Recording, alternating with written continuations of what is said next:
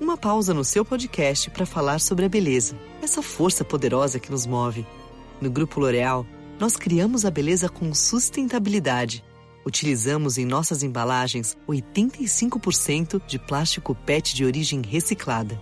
65% dos ingredientes vieram de base biológica ou derivados de minerais abundantes. Grupo L'Oréal, nós criamos a beleza que move o mundo. Interrompemos esse podcast para perguntar: quem você quer ser? Designer, engenheira, pedagoga, administrador. Quer saber? O Senac EAD é nota máxima no MEC. Tem cursos de diversas áreas, com conteúdo elaborado por especialistas do mercado e professores mestres e doutores. Ainda tem o Senac Carreiras, conectando estudantes a vagas de emprego em todo o país. Saiba mais em ead.senac.br/graduação. Today's Sunday session is brought to you thanks to the fine folks at More Beer. Visit them right now at morebeer.com. Great beer is about drinkability. Doesn't matter the style. You guys are like walking beer Wikipedia. That's the first time that you've ever accepted me as a person. Or you have a fermentation in your gut. I'm jet propelled at all times. How many guys do you think that you have the privilege to slap? Somebody who's never tasted a commercial example, and this is how you know everything about this beer? Please, you don't. I think that's bullshit. I think it's bullshit too. Wow. Are you guys going to arm wrestle? No. We're going to teabag fight instead. Yeah. You heard of Junkyard Wars? Can I get another high five, Beavis? Now, live from the Brewing Network studios in Northern California, this is the radio program for home brewers, craft brewers, beer lovers, and beer geeks. It's your only source for live beer radio that brings expert brewers together with, well, expert drinkers. This is the radio program with a head on it. This is The Session.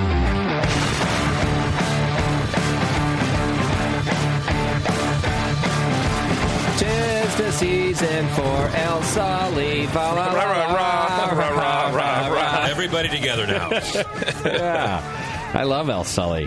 Thank you. It's a good beer. It's a good winter beer, which is amazing. Isn't it? Yeah, it is a good winter beer. It kind of is, yeah. It was never really a joke. Oddly enough. I guess winter beers don't have to be a style, right? Right. No, it could be about when they come in, when you get to drink them. We're going to be talking about some seasonal beers tonight, but we've also got our old friend Sully in the studio Hey, with us. I'm back. Yeah, it's good to see you. Still alive. Yeah, I'm glad you could find your way back here with the Alzheimer's and all. I'm sorry, what'd you say? Who are you? I missed you, Sully. I missed you, too. Last time I saw you, Justin, was in Berlin at the Stone opening. That's right. Yeah. We weren't even in this country is how little we hang. That's how we hang out. It's like, see you in a foreign country, and that happens. We just ran into each other in a cab. The Stone Grand Opening. That was a good time. And I got to meet and hang out with your dad. Yeah, my dad was there, Don. Who's one of the coolest guys. JP, you would love this guy. Really? First of all, he is a snappy dresser. You gotta love snappy dressers. That's what you say about old people that dress well. Snappy. No, JP would actually love this man's style. And then he's just cool as hell. I saw a couple photos. Cool. Of him because I'm friendly with Shaun on the social medias. Yeah. And he just looks like a dude who kind of knows what's up. He keeps himself together. I mean, he's 80 years old. He does not look 80. No, he's not. He's in great shape. I mean, the whole thing is that we had this big, birthday party for him in Los Angeles, and then he and I jumped on a plane and went to London, hung out there for a couple of days, and then we flew down to Berlin, and then that's where we met up with you. So that's crazy. I mean, I love my dad. Time. So I love him now too. I want to adopt him as my dad. I think he's actually healthier now than he was 15 years ago. Is that right? Yeah. Well, my mom passed away a couple years. I don't want to bring the show down, but but he's got a girlfriend now, like a younger one. Yeah, younger one. That'll do it to you every time. 30, 40. What is it? To find an older one. Keeps you young, man. She's. I think she's probably 20 years younger than he is. Wow. So he's getting boners again.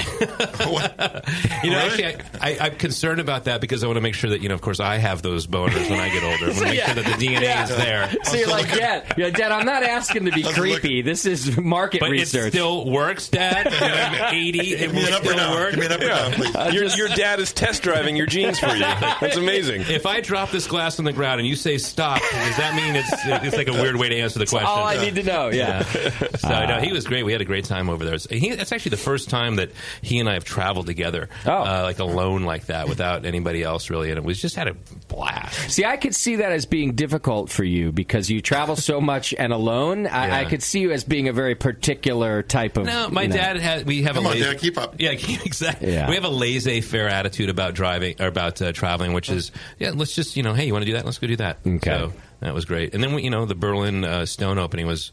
I mean, that place is amazing. It was a lot of fun, and it is a cool place. I wish them luck. I think they're going to sell a lot of beer in Europe. Yeah, they will. Yeah, a lot of fresh craft beer. It was a cool thing.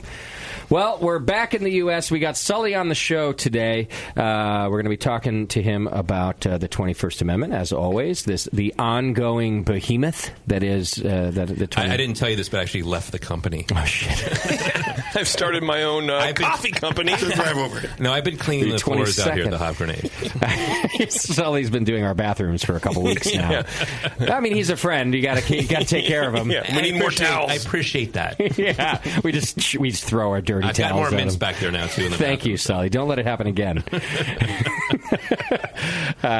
So we're going to be talking about the 21st Amendment Brewery. We've got a lineup of seasonal / holiday beers. I don't know what to call them, Tasty. When some of them fall under the Christmas beer category. Some of them are just sort of winter seasonals. But I thought it'd be fun for us to sit down and just taste a couple of those and get us in the holiday spirit. Yeah, let's do it. So we're going to do that toward the end of the program.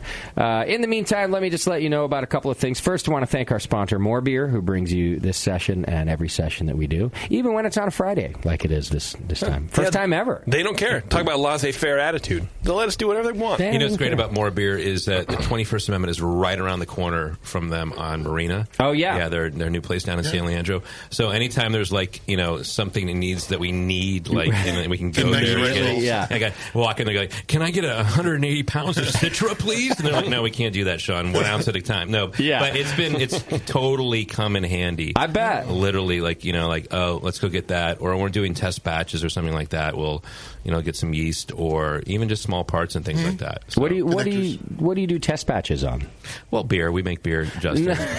What system do you guys? Did you have a More Beer, like a little homebrew? Well, I have a More Beer homebrew system at my house. You do. I have the igloo coolers and all that. Yeah.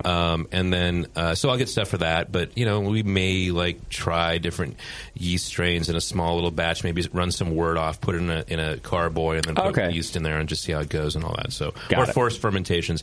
I can keep going if you want. No, wait there.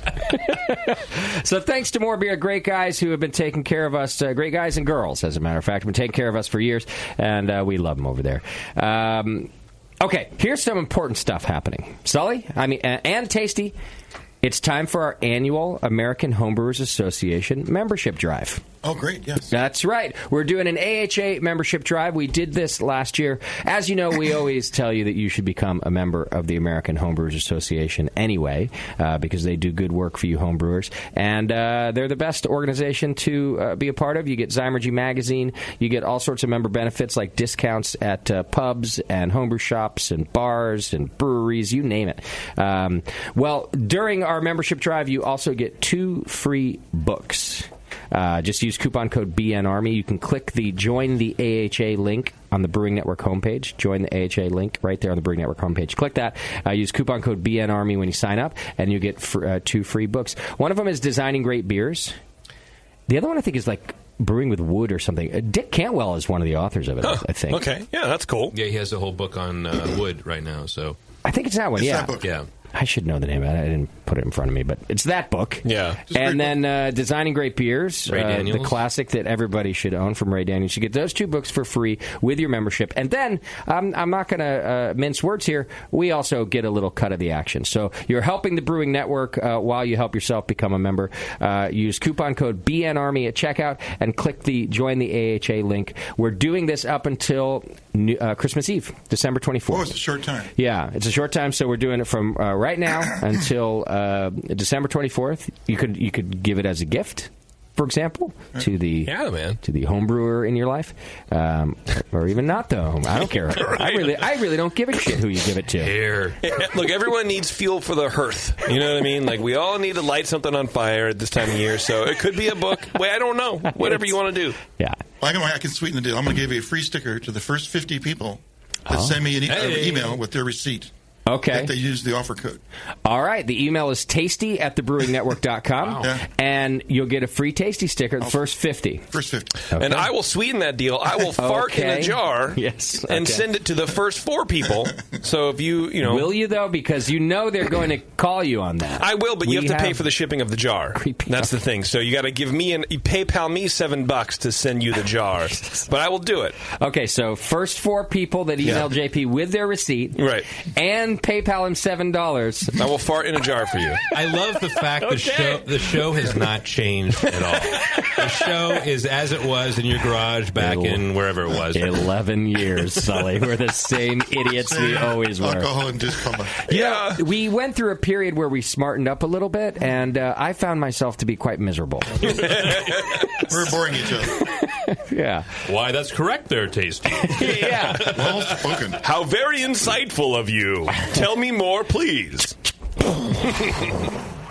Okay, so don't forget about our AHA member drive from now till December 24th. Right. Also, the Brewing Network, that's us, is doing a 12 Days of Christmas sale in our store, our online store. So we're going to put a different item on sale every day for 12 days. It starts on Monday. Just hit the store button on our homepage. Deep discounts, ladies and gentlemen. My girlfriend is looking. I need something for Christmas for her. There are we have some ladies' shirts, some like tank tops and baby tees. I don't know what they're called. Shit baby like that. tees? Yeah. Okay. She's not that young. I don't know. You know Sully every now and then. Yeah, he always dips pretty low. Yeah, Sully's he's more like a Richter scale, I feel like, in his day. Like, he goes low and then he goes a little higher, you know. I'm not talking about like a 7.5 or anything here. Yeah, settle down over there. Settle down. Hopefully she's not listening, but there may be a baby tea in the future. Or a beanie, I don't know. Whatever, a scarf, it's fine. It's fine. It's fine. On sale. Order now and get it by Christmas. Or a bee and onesie. You never know. Yeah, we do have onesies, right? But not for adults. So go to the store. You can support us that way. You can also do your Amazon holiday shopping. I know a lot of you use Amazon like I do. In fact, I haven't been to a store in, I think, 7 years. Still have that issue? You just don't like talking to people? I hate it. I was telling Taryn, I was like, I think everything I got you for Christmas and my immediate family has all come from online. Of course. I do not go to the store anymore. Shop Most of the locally. stuff I wouldn't know where to go get it. But Yeah. it's all on Amazon. And it's so easy. And they wrap it for you. Yeah. And it's just, it doesn't make sense to do anything. It doesn't make sense. You know, yeah. And because I sometimes I think about having to talk to people. It's becoming like a therapy session. It doesn't make sense to do anything. Justin Crossley. Yeah. No, it's nonsensical. I have to talk to a person. And that's the worst part. And sometimes I'll think about that, and I'll think about I'm like, well, I could go to the store. It's faster. And then I start to think about the amount of people I have to talk to throughout the process. And I discovered that I will do I'll do almost anything not to talk to people outside of the radio situation. Almost anything. Even on the radio situation. It's true. I will call you and you won't answer the phone, and then 2 minutes later, hey, I saw you called. Text message. Yeah. All right, here we go. Talking is so 2015. Yeah, when you saw me at the bar when you walked in today, you rolled your eyes. I got to freaking talk to Sully now. And I gotta go drop my jacket. I'll be right back in an hour. Well, JP and I have talked about this. We've reversed roles. The older I get, the more awkward I get, and JP's finally getting better. Right. JP's becoming the socialite. JP's getting better. I'll talk all day. What do you want? Like, if we're in a group of people and someone has to call to order the pizza, I will, pay for the pizza before making anything to not make the call. Oh, yeah. If everyone's like, I'm not calling, I will pay for the fucking pizza if you call. Well, you talk for a living, and I can see how you want to disengage. I don't want to do that right now. So. Yeah, but he doesn't order pizza for a living. Here, Kate, do this. Well, actually, there's apps on your phone. You don't have to talk to anybody. Yeah, you can order Domino's by tweeting them. Yeah. The apps still aren't there yet because I didn't know you could tweet them. Yeah, you tweet them a slice of pizza. What? Yeah, it's like the emoji. So you have to. How do they know what to send you? You go online and you register your Twitter account, Yeah. I think, or like something for like what that. your preference is? Yeah, and then it's like, this is your pizza, and they will just send you your favorite pizza. The guy will show up with a slice of pizza. That's kind of... Here you go. That's pretty amazing, actually. It is cool, but you can Except order... that Domino's is the worst food on the No, planet. it's really good now. Try it. Until they're a sponsor. Oh, really? After all 11 people who have said that to me, Yeah. I tried it every time. Oh, I like them. So that's 11 times. right. No. Nah, It's, no in good. fact, I don't even think it's all that different than it used to be. Huh. Maybe it's the herbs and spices on the crust. Maybe so. Sorry, Domino's. If you want to I pay can't us, say anything bad about them because they may carry my beer one day, so I'll just be quiet. Do they serve beer? I don't know. I just made that up. It just right. You're just smarter than me, and you never say never. Don't offend. Actually, I tweeted today about some political posts, and I never do political stuff.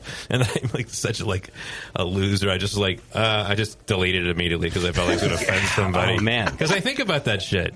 Right. Yeah. I don't even know if I'm supposed to say that. Yeah. See, I don't think about that. So Does anybody I guess even know who I should. am on the show anymore? I don't think so. You could be Donald Trump for all our listeners know. It's going to be huge. It's going to be huge. Huge. Very sad. Very sad. All right. Don't forget, you can click the Amazon link and do your shopping. And, holidays are a big time for us on the Amazon link. So the more of you that do it, the better off we do here at the BN. So give us a hand and click the Amazon link. Doesn't cost you anything extra. You can subscribe and join the BN Army. You become a member of the BN Army and are entered into the More Beer monthly donation giveaway, which is a chance to win $100 every single month. The more you donate, the more chances you have to win. Get other updates and things and apparently offensive material over on Twitter, Facebook, and Instagram. So we posted our Bevo with the squirting bottle video in here, like a bottle exploded. It was a gusher. Okay. It was nothing. Oh, I saw that. It was a gusher video. It's unexpected. But whatever comment our social media director put on there was like, she should know better, and there's a special rag for that. Yeah. And then people got offended that it was sexist. And I was thinking I could see it as being offensive, that's for sure. It's not really sexist because if JP was doing it, I would have written the same comment. It wasn't my comment, but I literally would have written the exact same comment, like, JP should know better, and there's a rag for that. Right. So anyway, we edited the comment, though, because we're old now, Sully, and we care about people's feelings, apparently. Well, yeah, 3 people didn't like it, and so now we have to change it. Well, 3 turns it goes like a fucking virus, though. So the 3 people turns into... And then my lawyers get hold of it and have to pull the sponsorship. I know, and that's what I was really worried about. I was like, next thing you know, Sully's going to call me. Hey, listen, guys, I really love you guys. You know that. You know this. Yeah. But Nico's really upset about... Yeah, we talked to the lawyer. Yeah, it's out of my hands, He has daughters, and it's just a thing now, so... By the way, our social media director is female. I don't know if that matters to anybody who complained. Well, you got to pass on that, probably. Great video, though. It was pretty funny. If you haven't seen it, check. It's on our Facebook page. You can see Bevo opening a gusher. It was fun. I don't even think it qualifies as a gusher. It was so much more than that. Yeah. It was a hose. It was a fire hose. Yeah. I read that post. I saw it. I giggled. I thought it was funny. Yeah, but the thing about when people are offended by what we do to you, they're always offended for you and offended that you're not offended. they are like I'm actually surprised that Bevo doesn't get hate mail because they're usually like, I can't believe that Bevo takes that, and then Bevo will be on the show like, what do you mean that funny thing that they did? Like that was funny.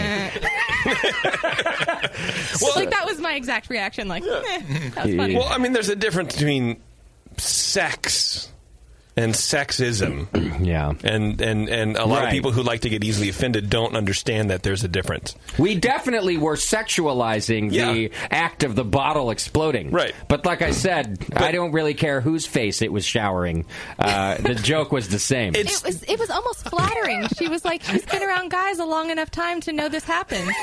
I was like, I still got it. Wow, Stockholm Syndrome right there. Yeah, we have really done a number on her, haven't we? Okay, maybe they're right. We gaslit the shit out of her. All right, I take it all back. We're total dicks. I didn't understand how it was sexist, but, whatever. I'm not a female in the beer industry, so what do I know? Man. Whatever. If only somebody could ship us a dick.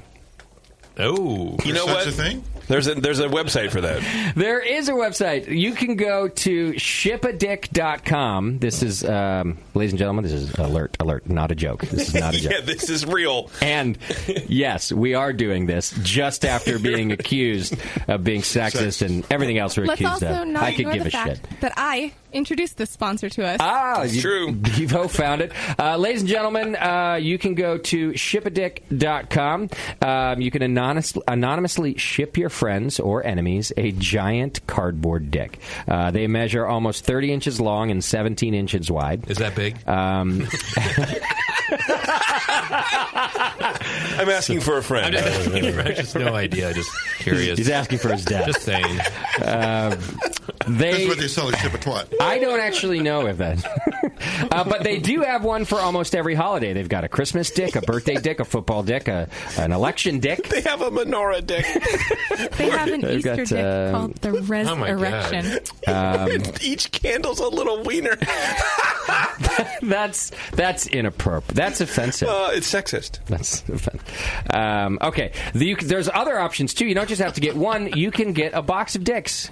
I think, didn't you, order... Yes, that is exactly what I purchased. And then For what? For, a party? Bachelorette party. Okay. And I decorated each and every one of them as individual Disney princesses because we went to Disneyland. Does they have, one eye or something? There's something sexist about that. No, it was amazing. We need a person... We need... One eye. A person in here who is of the politically correct ilk.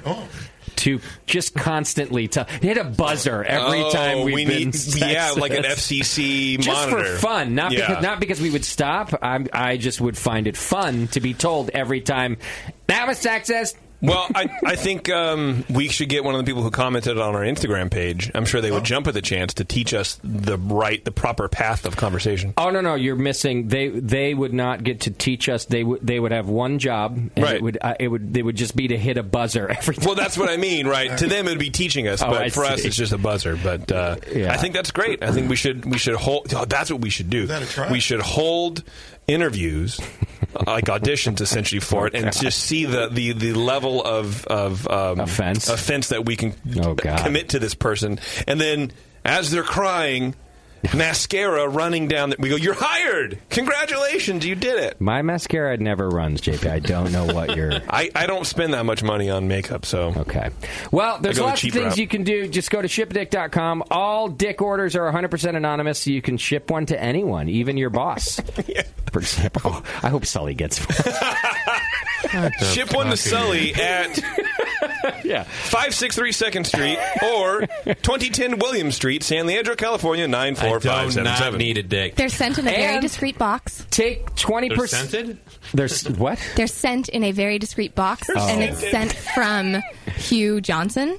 And there's a giant orange sticker on the side that says "Fondle with care." Wow. Okay. This is going to happen. Take 20% on your next order at Ship-A-Dick with the handy code SESSION. I welcome them. That's Session. SESSION. You said to regift. I just regift back here. We'll also wait. What's the date today? Oh, Monday. On Monday, we're going to be giving away something really cool from Ship-A-Dick. So tune in for your chance to win $50 worth of cardboard dicks. They have I almost got through. Shipadick.com. Check it out. A thing called the Dickless. So you know, like the hearts, the best friends, where you break it in half and one says best and it says friends on it, like in middle school, all the chicks were. Yeah, they have one but shaped like a dick. That's funny. I don't know why we would do that. I think I have my Christmas present, Allison.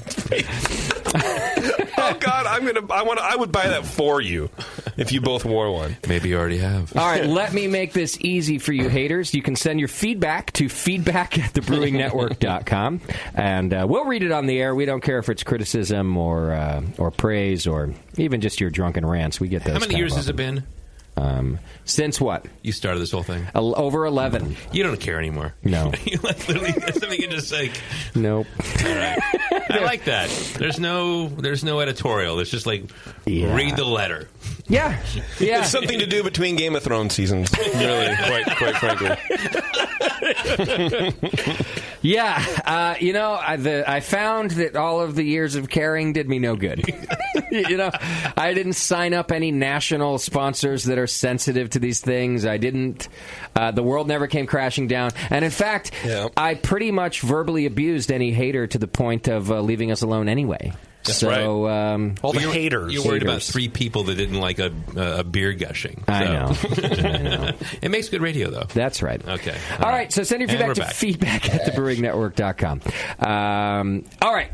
Do we have a Twitter game? We sure do. I figured we would. Well, the Twitter game is brought to you today by our good friends over at White Labs. And homebrewers, you're in for a special treat. White Labs, who has been collecting yeast strains from all around the world for more than 20 years and kept them locked away until now. Through the Vault program, you have an opportunity to order new, creative, and unique strains from White Labs that have rarely, if ever, been available on a commercial scale. You can check out the full lineup of strains available by visiting whitelabs.com/the vault and put your pre-order in today. Don't wait, because your order could push the next strain into production. What's our Twitter game, JP? Well, in honor of Sully being back in the studio, I want you guys to finish this sentence. Sully's head is so big. Jesus. I feel like we've done this before. I know.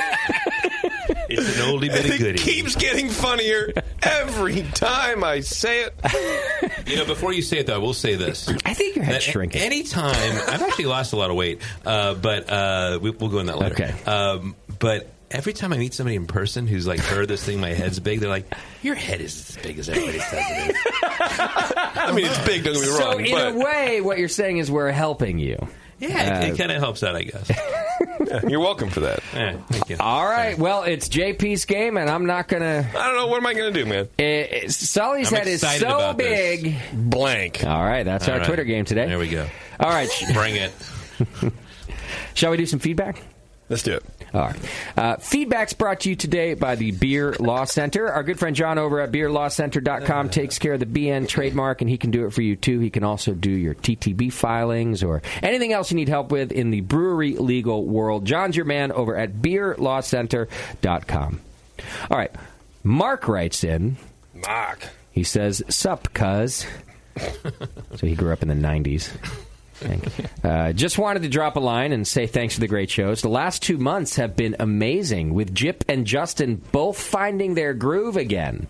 How about that, Stella? Right? I was just going to make a Stella reference, too.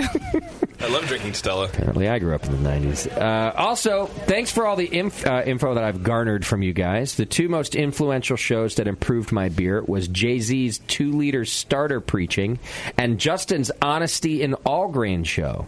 Boy, that's a oldie but a goodie, huh, guys? I think I remember that one, too. Wow. That's the garage days, I think. Early, like year 1 or maybe 2 garage days for sure. A lot of people like that show because that was like back when we really dumbed everything down. But now we've been through it 12 times. So, right. Yeah. Water. Yeah. The way Justin made the topic so relatable and forced Doc to dumb it down for a retard redneck from New Zealand, not my words, don't start writing to me, to understand was a great piece of radio. And then he did well in his first competition last week, took second place in the Best in Show for his APA. Nice work. Yeah. That's an American Pale Ale, Sully. What is that again? APA. Okay, got it. He was only beaten by 1 point. So he just says, thanks to you all. The shows I like hanging out with my mates, but I actually learned from you guys, not like hanging out with Kiwis. They know less than Chechnyans. Huh. Wow, a self-hating New Zealander. Yeah, right? But he's right about the Chechnyans. That's true. Okay, here's an announcement about the Secret Santa 2016. This is still going on, the Brewing Network Secret Santa. Apparently, yeah. That's been going on for years as well. Wow, the 10th annual Secret Santa put out a plate of tasty cookies and a tall glass of milk stout. The 10th annual BN Army Secret Santa is officially on. It's the Secret Santa Homebrew Exchange. It's open to all BN Army members in good standing. Cutoff date to enter is 12/12, so I'm getting this announcement a little late because the cutoff date is Monday to enter. But it doesn't mean you have to send the beer, I think. You just have to go on and register. And sign up, yeah. And sign up, and then you do a homebrew exchange with other people that have signed up.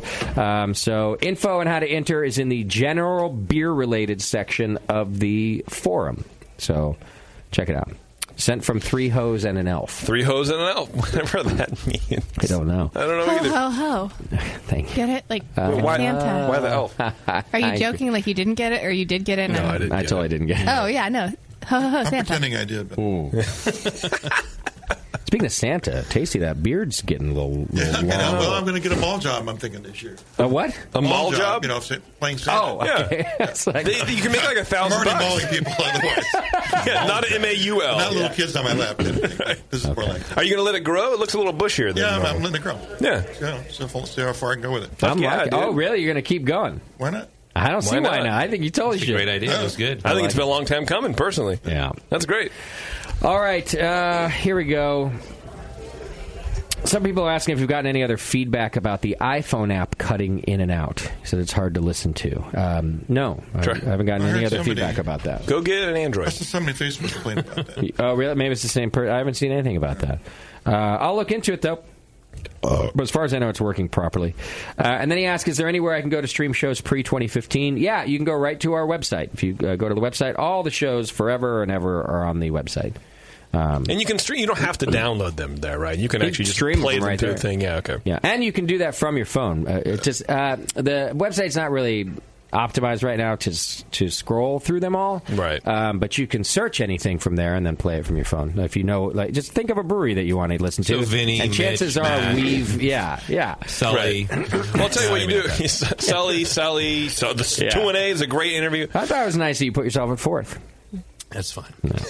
Well, you can get, if you do it at home, just at night, email yourself a bunch of links that you want to do, and then during the day, then you can get in your email, grab the link, listen to it from your phone. That's a fine idea. Bam. Okay. Bam. This is about the Flat Tail episode. Mason writes in, I just finished listening to that episode, and I laughed for about 10 minutes straight after hearing JP compare Justin to Bob from Twin Peaks. Which I don't watch the show, so I don't know, but apparently this person does know the reference. So he thought you were funny. I think it was the guy who Dave was with. Oh, wasn't he comparing me? No.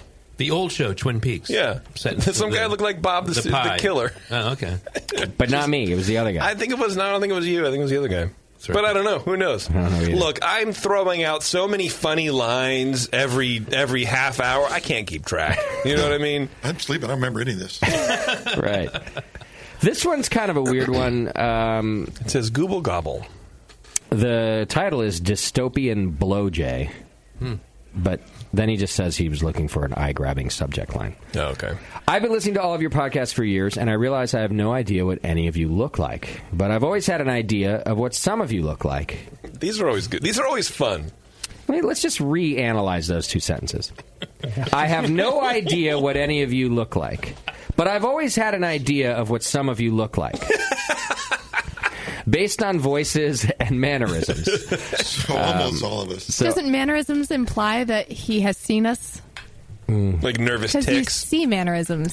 No, you could hear. See mannerisms? Can you hear mannerisms? Speaking mannerisms. Yeah, sure. Why not? That's not the Let's part. give it That's to not the part I'm quizzing. We're getting It's just anyhow.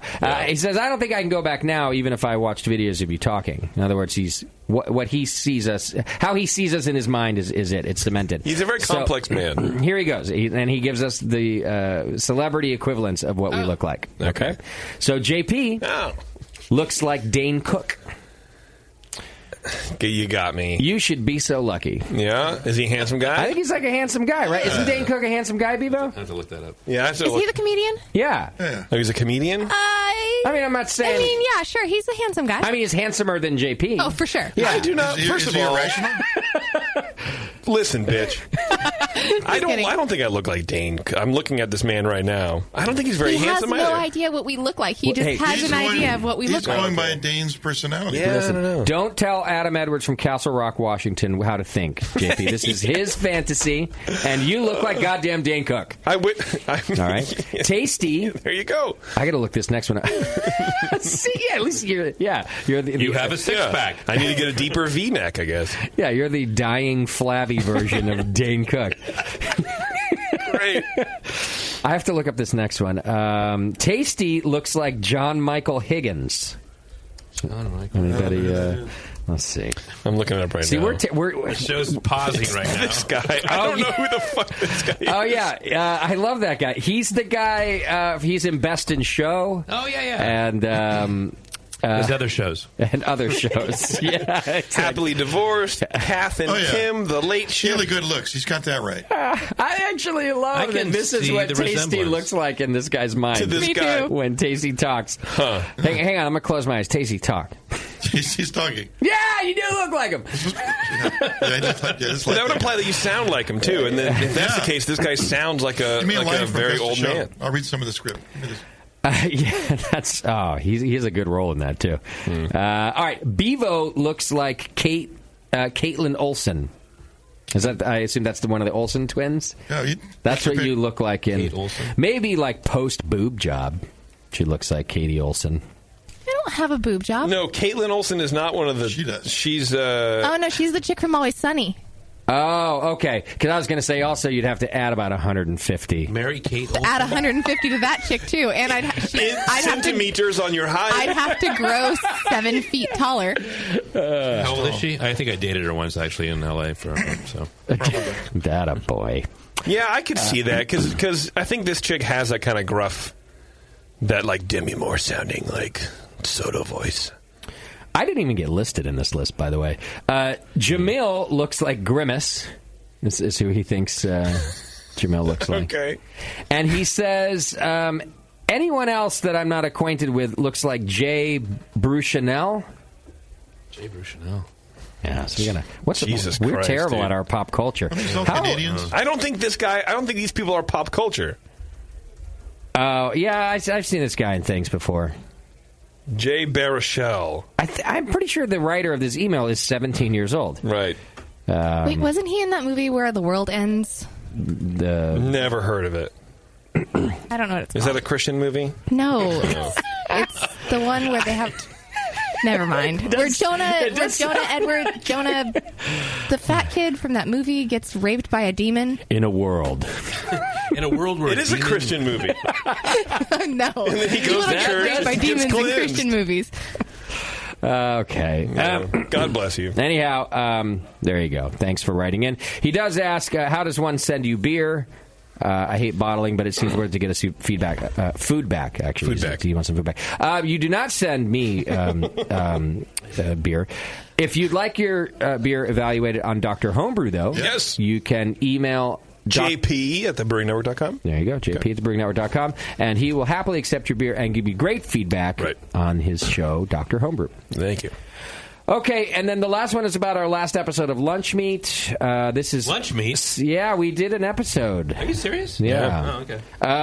We're contractually bound now. It's a whole thing. People were getting a 404 error, which has now been fixed. So I'm not going to... Yeah, so that's the answer to that email. It's fixed. You can go to iTunes. Don't ask me where it lives on the website, because it doesn't. But you can go to iTunes, you search, what's it called, Lunch Meat, and it's there.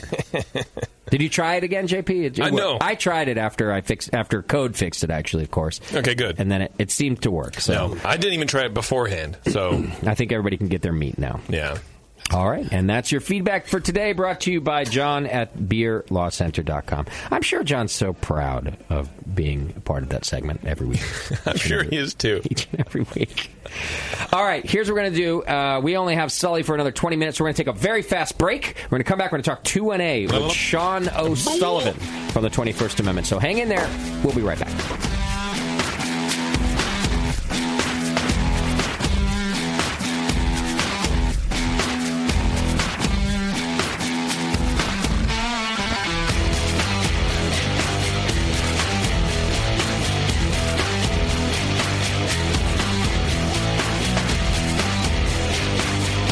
You're listening to the Brewcasters. On the Brewing Network.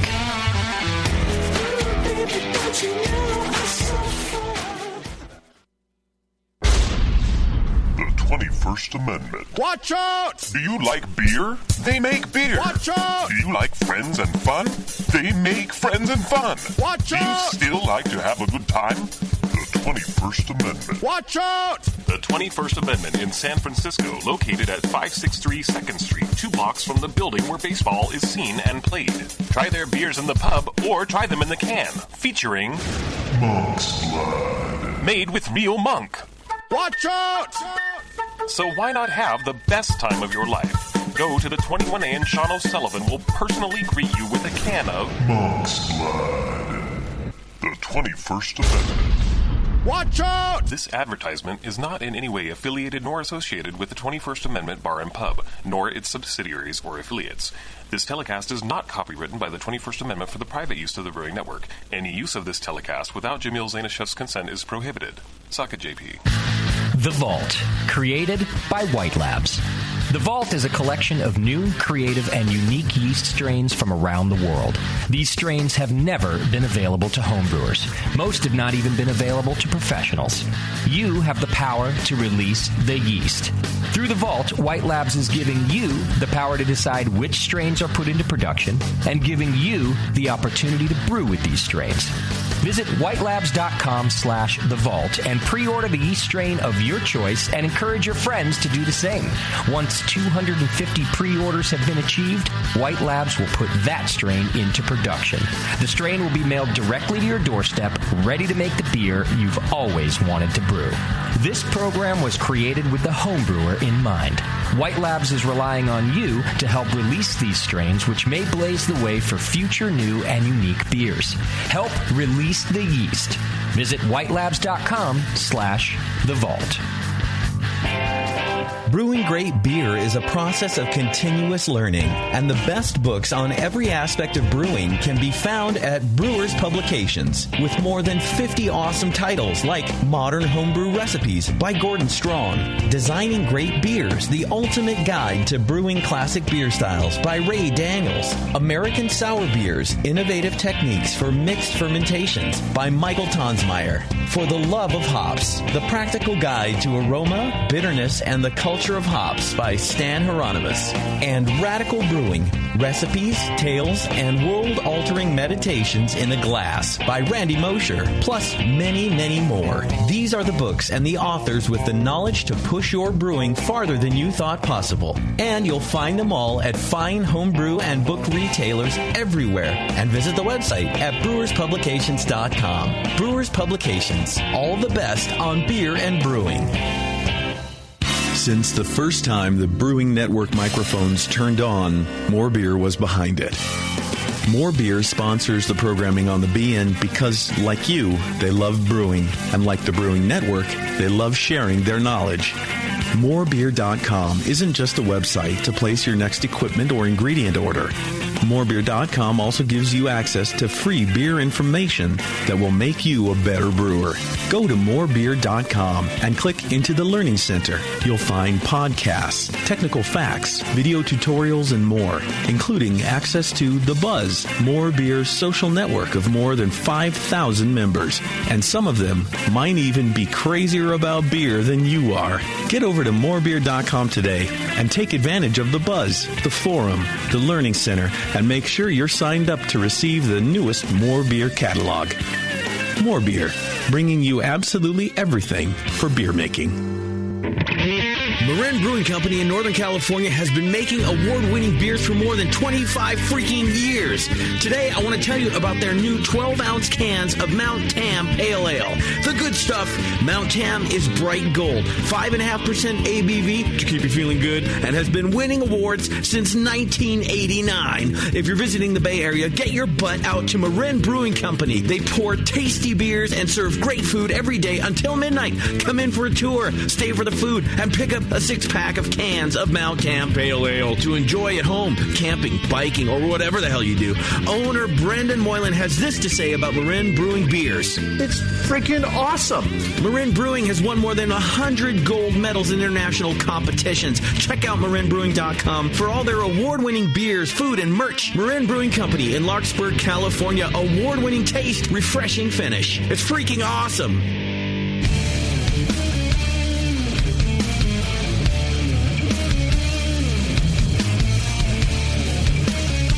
Hi, this is Wayne Wumbles from Cigar City Brewing, and you're listening to The Session on the Brewing Network.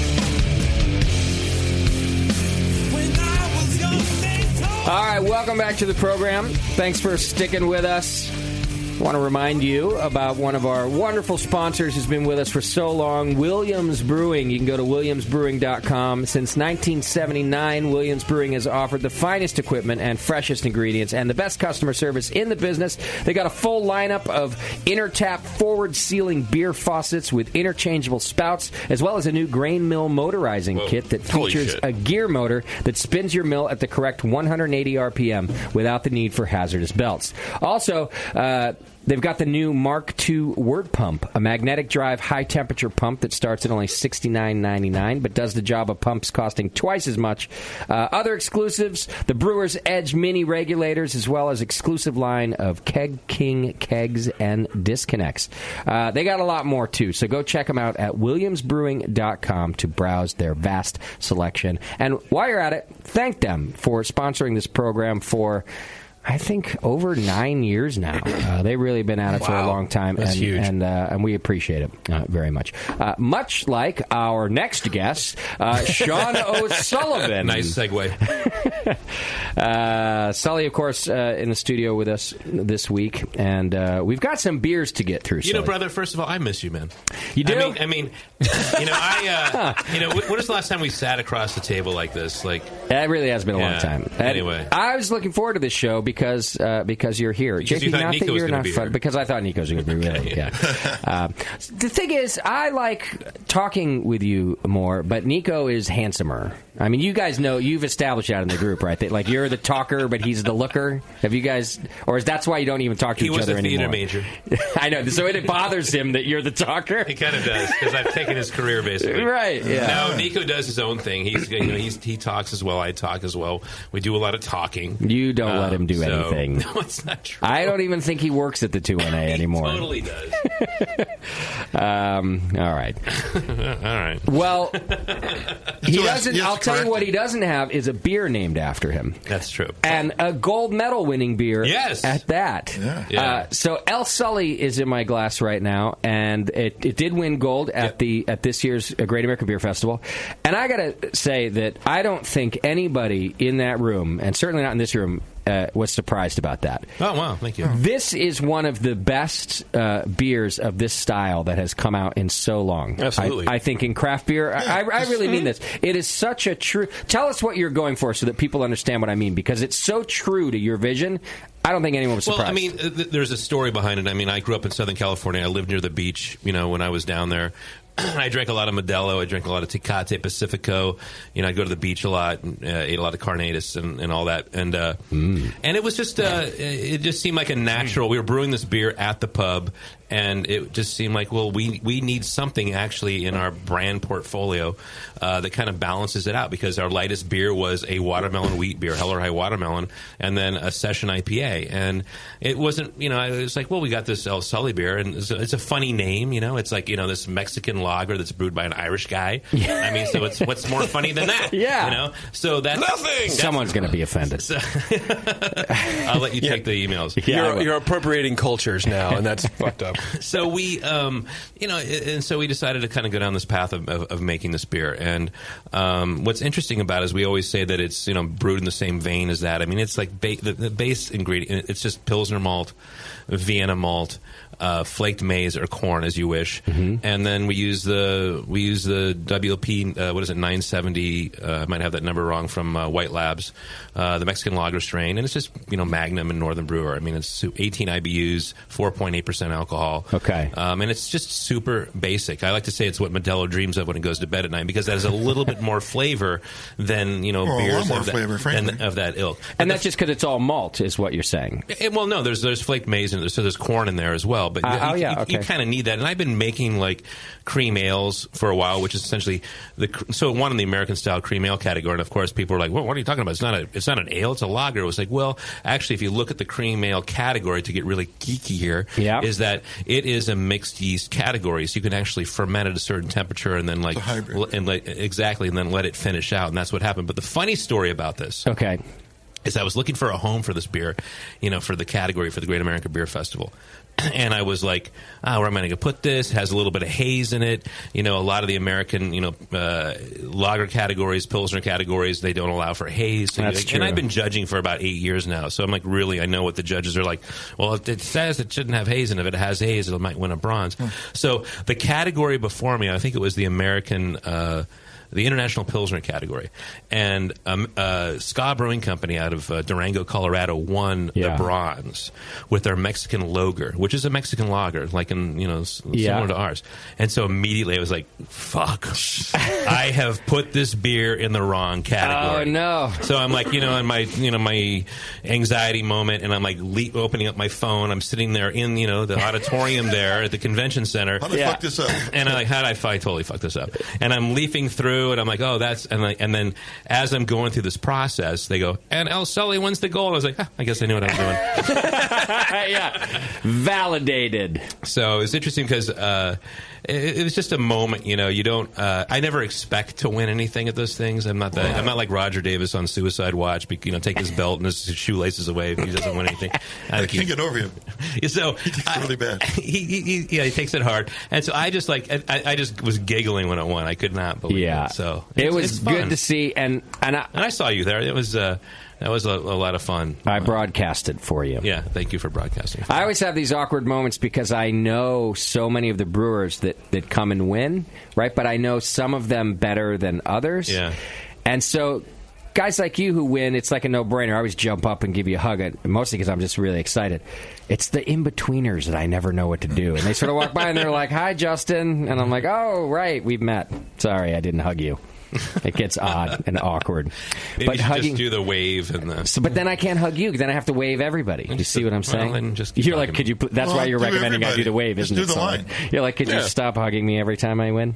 No, it's fun though because we won. We beat out Pabst, who was behind us. Yeah, that was kind of fun, and it's just great when you win something. The room actually kind of lost it for that when beating out Pabst. The room really erupted with some cheer because it's a cool thing to see a craft brewer at the Great American Beer Festival. I actually never have thought about that until this moment because typically, I'm not supposed to say this or not, but I've judged the American lager category, like the big category. Yeah. And it's always interesting because you don't know what you're judging, of course. And so when when a small brewery wins and it beats out the big brewery, it's like the place erupts, just what you said. But I didn't think about that. They did it for you. I remember it very clearly sitting there. I thought it was just that I was on stage. I'm sure you're right. He said his name. He's coming. He's going to be here. My analysis is usually shit, Sully, so I'd go with that. So that was fun. That's exciting and a big win. Let's get through to another beer. Gets through them. I like it. Just get them out. Let's just run through this.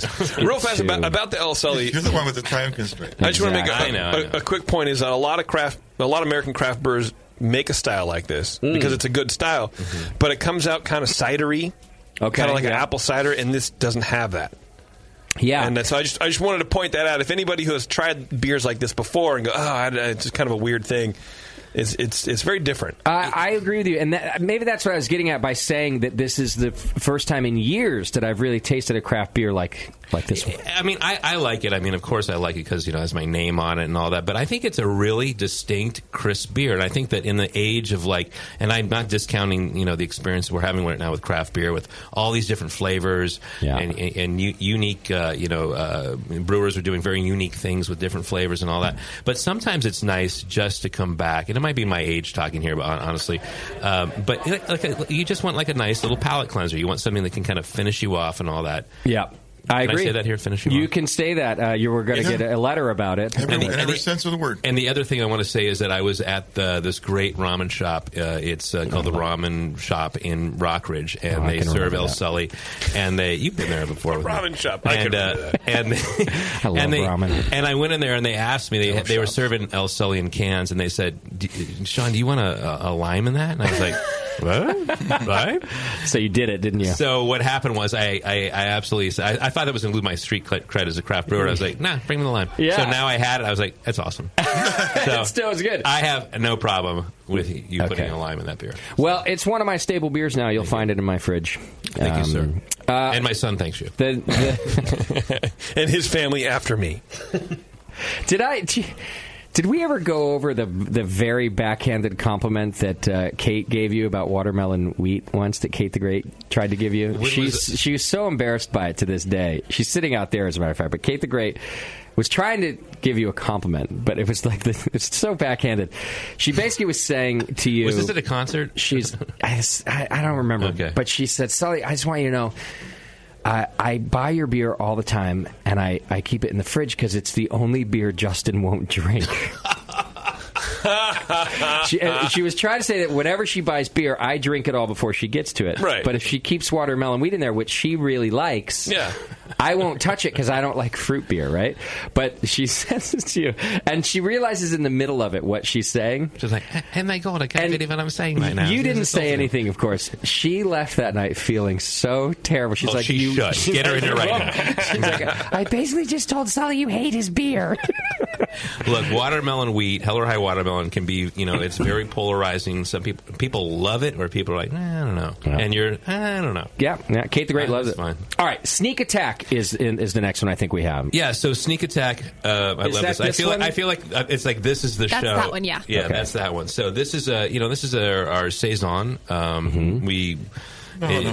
This is the Sneak Attack, right? No, that's the IPA. Oh. Yeah, she's right. I saw her pour it that way. Oh. So Sneak Attack is our Belgian-style saison. This is a beer we've been releasing for the last few years. It's actually I'm using a different yeast strain now. So I mean, for to geek out on it, I was using the French strain from Y Yeast. But now mixed it up. There's a blend strain that you can get from Giga Yeast. Are they a sponsor? No, but it's okay. You can mention them. And so it's a blend of both the French and the Belgian strains. Okay. And then we actually used to put cardamom in it, which was fun. Is a funny story because years ago when I was judging GABF, before we released this beer, I literally decided to judge the saison category. So I tasted probably 60, 70 different saisons, and there was one that had cardamom in it, and the judges are tasting it. I'm like, what are they going to say here? And literally out, done. Oh, they hate it. So I was like, well, don't enter in that category. So before, when we first made this beer, it was basically like, I'd like a little beer with my cardamom. I mean, it was way too over the top. Then I started peeling it back. Because, at the end of the day, I don't even know if I really like it that much. Okay. So now, because it says it on the can that we have to put cardamom, so now it's just like a whisper of cardamom in there. I see. Your dog could probably smell it. What is the flavor of that? Cardamom is a real herbal kind of. We're using, by the way, whole organic cardamom pods. Of course you are. So it's wow. You only need one pod. Why not? Wow. It's an herbal. Per 20 barrels. It's $700. It's an interesting, almost spicy but really earthy kind of flavor to it. Okay. I like it, but it can be overpowering. Yeah, okay. And so, but I really like this yeast right now. I think it's nice. It has both the kind of the horse blanket as well as some phenolics and some fruit play with it as well. And I think you're right. It finishes out 0.8 Plato, so it dries right out. You can taste some sweetness in it. So. And there's no other spices in the beer. Everything's coming from the yeast. Except for that dash of... Yeah, there's no other spices, Justin. Yeah. Then I agree with you. I think the yeast is working really well. Yeah. Yeah, for sure. But it's a funny story because, literally, this was like, a 100-barrel test batch. I was like, hey, guys, I want to change the yeast. I don't like the yeast we've been using. A lot of people are using that yeast, and I don't want to use it anymore. I was like, all right, let's see what happens. Just went for it. Yeah. So you got a 100-barrel starter. Yeah. Exactly, JC. Did you make any money on the third batch? Trying to make some money? What did you do for temperatures? Do you let this one go really hot? I think actually we fermented it. I think we kept the ester production down low, so it was at 74. Then I think we let it rise. And then we do a diacetyl rest with all our beers, so there's like a 4-degree differential with that. But you don't want it to get too crazy because you don't want to produce those, banana bubblegum kind of flavors. So that'd be bad. But maybe you do. I don't know. I just wanted to keep Some it people tame. like that style. I like this more subdued. Yeah. By the way, so far not the El Sully because we're fortunate enough to have that on tap here, but the Sneak Attack came out of the can. Yes. And the next one we're going to try, which is Blah Blah Blah IPA. Yeah. So this is I'm sorry, I stepped on Well, all I was going to say is that these are from the canning line in San Leandro. Yeah. That's now fully operational. Exactly. The Sneak Attack just came off the line today, literally like a few hours ago. Cool. And then Blah Blah Blah, same thing. I think it was last week when we canned this one. But it smells amazing. Yeah, it's the story is funny on the name before we get into the beer. Look, IPAs are ubiquitous. There's session IPAs, there's double IPAs, there's grapefruit IPAs, there's Blah Blah Blah IPA. So that's kind of where the name came from. Yeah. I think there's 7 different types of hops in there that's dry hopped with Idaho 7, Citra, and Mosaic. But there's a lot of late hopping with Bavarian Mandarin Bavaria, Cascade, Equinox, Matuka. Is that how you pronounce that? I never know how to That's do what that. I said. And then Mosaic and Citra really late in the boil there. And it's Golden Promise, which is one of my favorite malts from Sipson's. I think it has a great malt backbone and also Pilsner malt as well. And then there's some honey malt and some white wheat and Vienna. When we were there's another beer that we were using this name with back in the day, Toaster Pastry. I don't know if you've heard of that beer. But it's like an India Red Ale. It's won a silver the last couple of years at World Beer Cup and also at GABF. But so that was kind of the working title for this beer.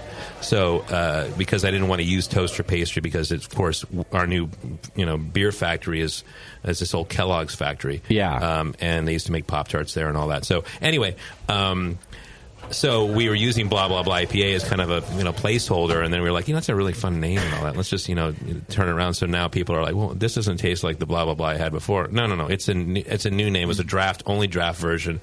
So for you that are confused out there, just now drink this one and you'll be okay. And it's better. Yeah. Well, it's kind of a double entendre too, because listening to the ingredient list, you put in it's complex. This isn't a simple IPA. No, it's like exactly what you said. A lot of late hopping, like 2 pounds per barrel. Might even be a little bit more than that. Of multiple varieties. 3 different varieties, with the lesser being Idaho 7, so a little bit dank, I think. I think so. You kind of pick it up here. But this beer was entered in at the GABF as well, and what I heard, I don't know if I'm supposed to say this, I think I won't tell. People enjoyed it. Nobody listens to this show. So it was a the reality just hit him right there. He's like, I'm a sponsor. You're not going to roll over at anybody, huh? Name names. I heard that people enjoyed this beer. Okay. And they were judges. You're probably allowed to say that. Yeah. Tasty. Yes. Are you, and you don't have to agree, Sully, Sully is a sponsor and everything, but we're mending a relationship. As you know, Sully doesn't care.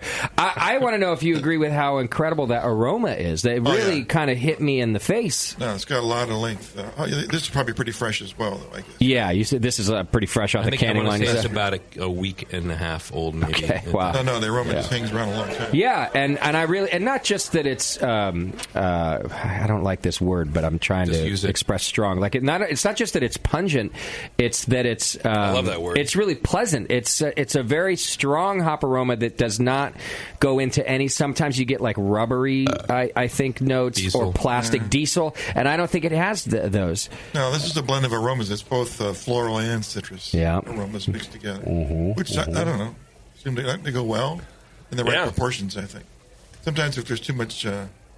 Citrus character, it kind of like overpowers the floral part. Yeah, exactly. I think that both Citra and Mosaic, they can't really they have a hard time residing on their own. They need a buddy. Yeah. I'm really glad that it's good. I need a friend. Because with a name like that, it has to be a good beer. Because otherwise it could almost blow back in your face, right? People are like, blah, blah, blah, whatever. But in this case, I think you could do it the other way and start talking about it like we're doing about how good it is. And then it really works, like, blah, blah, blah. It's a great fucking IPA. Let's move on. In fact, when we're in conversations with, in meetings and all, someone will say, blah, blah, blah, we all whisper under our breath, IPA. Yeah. Love it. Right, but did you worry about that at all? Like, hey, what if people don't love the IPA, and then the name kind of could blow back in our face? Did you even think about that? Well, my self-deprecating personality, 100% on that. Okay. I mean, but, it was just a fun, Ted Whitney, who's our director of sales out there, I think he might have come up with the name because we were just sitting around bullshitting about names. And it was like, well, there's session. It was really that conversation. It was like blah, blah, blah IPA. And it was like, that's it. So, no, I love it. Good name, great beer. Thank you. I have to get you out of here, Sully. I'm going to go see X tonight. Oh. Yeah. And I love taking X. Are you going to take? I don't know what that is. Of course you don't. I'm 53. and just probably shit myself. Well, ask your son in about 2 years. He'll tell you. He'll be selling it. It'll be great. Yeah, ask him for some is what I meant. In about 2 years. Well, Sully, it's been great to have you back in the studio. It's fun. Honestly, I miss you guys. I listen to the show.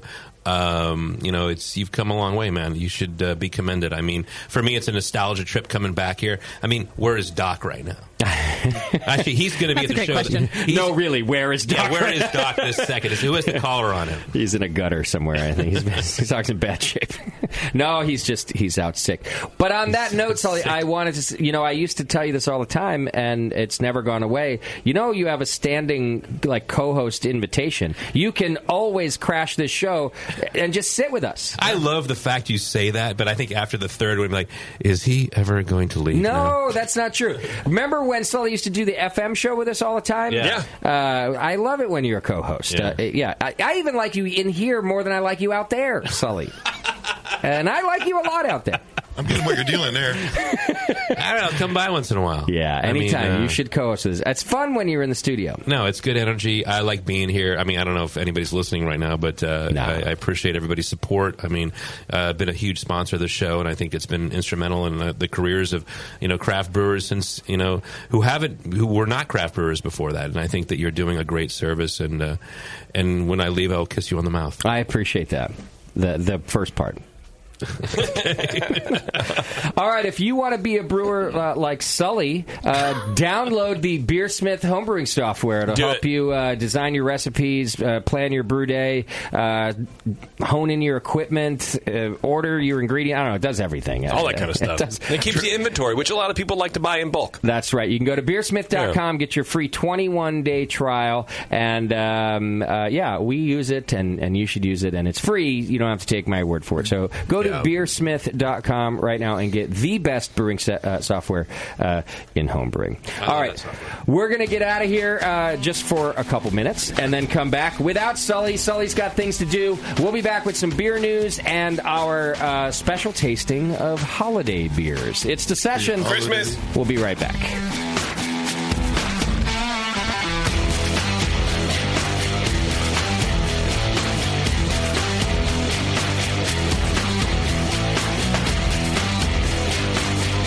You're listening to the Brewcasters. On the Brewing Network.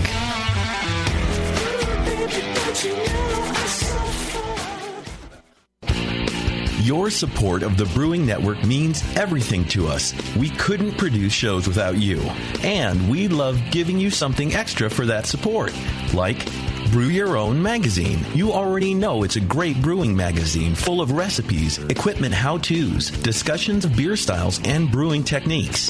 Whether you're new to brewing and just starting out or you're an old pro, you'll always learn something from the articles in Brew Your Own. Plus, there are amazing special issues like plans for building a Brutus 10 system, 250 classic clone recipes, and the Homebrewer's Answer Book. Brew Your Own magazine and BYO.com are awesome resources for any brewer, whether for yourself or as a gift. When you subscribe or resubscribe from the Brewing Network homepage, you directly support programs like this. Get a great magazine and support the Brewing Network.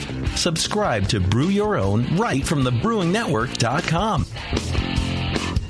Do you know the three most important rules in brewing? Sanitation, sanitation, and sanitation. And no one does it better than 5-Star Chemicals. 5-Star knows sanitation. You can only sanitize clean equipment. And 5-Star knows how to clean, too. For craft brewers and home brewers, 5-Star has what you need to keep your fermenters, serving tanks, kegs, and draft lines sparkling and free of any beer-spoiling bacteria. PBW, caustic, acid cleaners, Star San, SaniClean, lubricants and defoamers, pH stabilizers, and more. 5-Star Chemicals has cleaning supplies, safety supplies, heat exchangers, pumps, hoses, and valves. And 5-Star is proud to offer eco-friendly products that exceed customer expectations. If you have a cleaning problem, you need the 5-Star solution. Visit 5starchemicals.com or call 800-782-7019. 800-782-7019 and get the 5-Star treatment today. Are you looking for a simple brewing system that's great for all grain brewing, but everything on the market seems to be full of compromises? Blickman Engineering has the answer. The Blickman Brew Easy All Grain Brewing System. The Brew Easy is a complete system with easy upgrades and a beautiful compact design, perfect for any size brewing location. At its core, the Brew Easy is built on 2 gorgeous Blickman Boilermaker brew kettles, a high-temperature March pump, and either a top-tier gas burner or the new Boil Coil electric heater. The Brew Easy adapter lid allows the pots to stack on top of each other, forming an efficient, strong, and compact brewing setup that comes in 5, 10, and 20-gallon batch sizes. Upgrade your Brew Easy system with full automated control by adding a Blickman Tower of Power temp controller, and make moving around easy with the Blickman Kettle Cart. The Brew Easy is modular. If you already own a Boilermaker kettle, you can build your Brew Easy by purchasing just the modules you need. The new Brew Easy all-grain brewing system. See it today at BlickmanEngineering.com and brew with Blickman quality on your new Brew Easy. If you work in retail sales, the restaurant industry, or are a new craft beer enthusiast, or you know someone who is, you have got to check out Beer 101. Beer 101 is an online course created for anyone wanting a quick introduction to the vast world of craft beer. Beer 101 covers the history of beer, brewing ingredients and processes, vital stats like ABV, SRM, IBU, and gravity, styles, tasting, glassware, and pairing beer with food. The Beer 101 course is offered by the Brewers Association at craftbeer.com, also home to the truly awesome Beer Style Finder, a visual guide to every beer style. Quickly play with color, bitterness, and alcohol content to interactively explore the entire world of beer styles with a gorgeously designed interface to your favorite beverage. The new Beer 101 course and new Beer Style Finder are only available at craftbeer.com. Craftbeer.com, celebrating the best of American beer. This is Matt Brynolfson from Firestone Walker Brewing Company, and you're listening to The Session on the Brewing Network. All right. Sully. Sully's the man. Yeah. Always fun to have him in the studio with us.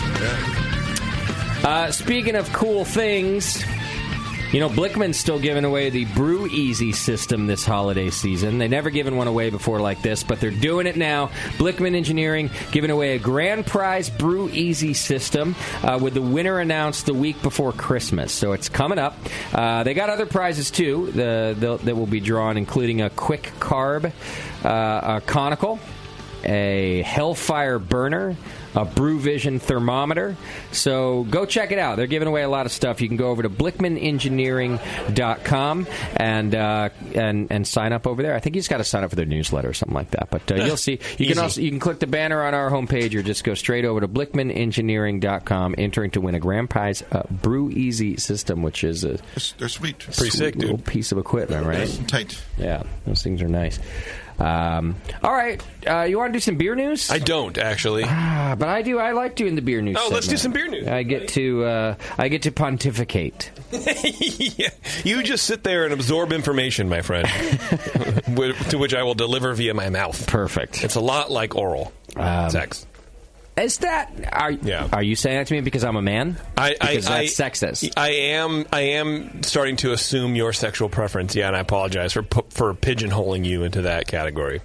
Okay. All right. I accept. Thank you. Thank you very much. See, that's all it takes. That's all it takes. There's a little back and forth communication. Thank you, Tasty. How about this? Oh my God. The Brewing Network, solving the world's problems. Right. You know, right. If we were to interview Donald Trump, we could lick this whole situation like that, lickety split. That's right. Maybe we can establish like a Twitter dialogue with him, like on a regular. Oh yeah, that's how you communicate with him. Yeah, we should get an interview with him. It'd be great. Well, actually, on that note, let me start with my last story first. All right. An Australian beer company is putting out politically charged artwork on their beer cans. Spark. SPARRKE, I believe it is its name, and the goal is to tackle divisive social issues such as sexual consent and asylum for refugees. Wow. Through beer, right? Very heavy stuff. It's a bold, yeah. Where are they from? Australia? They're in Australia, okay. Yeah. Here are some of the messages that the cans are addressing. So it's just a can, everything is a can, and has just a one-sentence, basically, tweet length message, social message, right? Yeah. I feel like they should just worry about not beating each other up in bars. I would think so, but they're trying to elevate their game. Okay. So I respect that. Here's a name. Consent can't come after you do. This is a cider tackling sexual consent. Wow. That's a fucking... I'm sorry, can you repeat that? Consent can't come after you do. Because it never would. I like it. It's clear and to the point, and it's quippy. It's a little aggressive, but that's the point. And then you go, wow, and then you think about it, and you go, yeah, okay. Like, you want to be you want to say, yeah, like, instinctually you want to be like, well, that's a fucked up way to say it. Right. But actually it's just saying what's right. Yeah. Okay. Yeah. Here's another one. This is a weird one. I don't understand it. It's Change the Date. It's a Pilsner that's targeting Australia Day. Whatever. Do you know what Australia Day is? No, we don't. I know. This reporter didn't do any research. That's okay. Okay, this time. This is there's a hearty ginger beer called Boundless Plains to Share, which is demanding better treatment for asylum seekers. Okay. And then something called Nipples Are Nipples, a lemonade addressing gender equality and supporting Free the Nipple. I like this one. Yeah. The 9 women behind the company want the cans to provoke meaningful and civilized discussion. We realize it's a totally new way to tackle social issues, but if you think about it, the greatest conversation starter of our generation is social drink, head brewer Aggie Gajic said. We want people to get talking about important issues in relaxed settings where the real conversations happen and at the same time get a smile or two. That's a direct quote. In addition to the conversational awareness, they're donating 10% of the profits to these beers to a range of community organizations. Mm-hmm. My favorite part is that it's in cans. Devo. Oh, Beverly. Sexist, as always. Yeah, by the way, if anyone in here is... She's the bad one. She's jumped the shark. Finally. This is Stockholm Syndrome. Yeah, the rest of us did. It was years ago. Yeah. Hey, I have cans. Oh, God, Beth. She's starting to think like us. Now, so let me try to... so this is they're a brewery? They're a brewery in Australia, How big a brewery is this? And this is sort of like, to me, cheap marketing. I think it's relatively small because their goal is to sell 10,000 cases. Okay. So I think that they're very, very small. Do they brew it themselves? I don't know that, to be sure.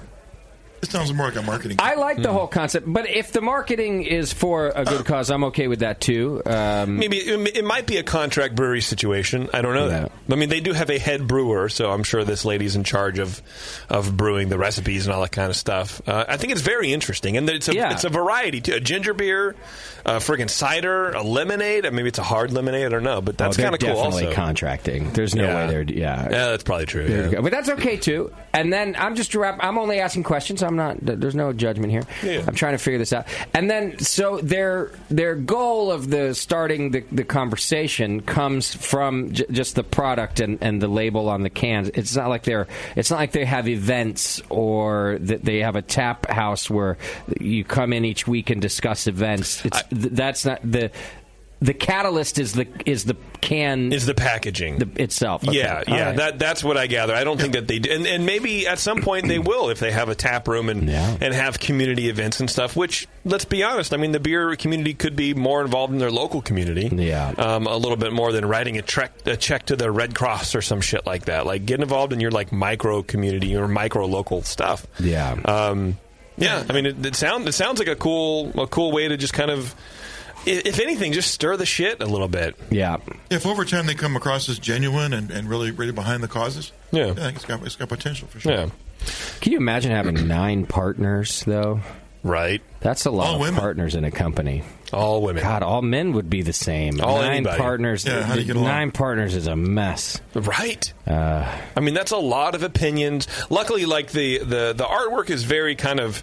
It's almost like modern times beers, where it's a lot of white space, a lot of reserved marketing, because the message is the quote on the thing, right? So I think maybe 9 out of 10 arguments are kind of settled already because the artwork isn't super involved. Yeah, and I feel like that's where you might get a lot of your back and forth. Well, that font's too big, or whatever, right? Like the dragon has too much. You know what I mean? With the minutia of label artwork. With 9 partners, half are bitching because they're doing all the work. Yeah. And the other half are just like... What do you mean bitching, though? I don't know. Clarify that. That's how it happens when you have, like... Okay, I'm kidding. Some partners are doing more of the work. I'm just right. Yeah, for sure. My partners are cool. I mean, I can't change the goddamn toilet paper around here without a fucking... Or get paper towels. Over or under? Was that the deal? Well, I mean, I have a feeling it's investors. Yeah. Maybe most of them are investors, right? Anyway, here's something that... sounds bitchin'. It sounds bitchin'. Here's something that is in a similar vein, but on the other side.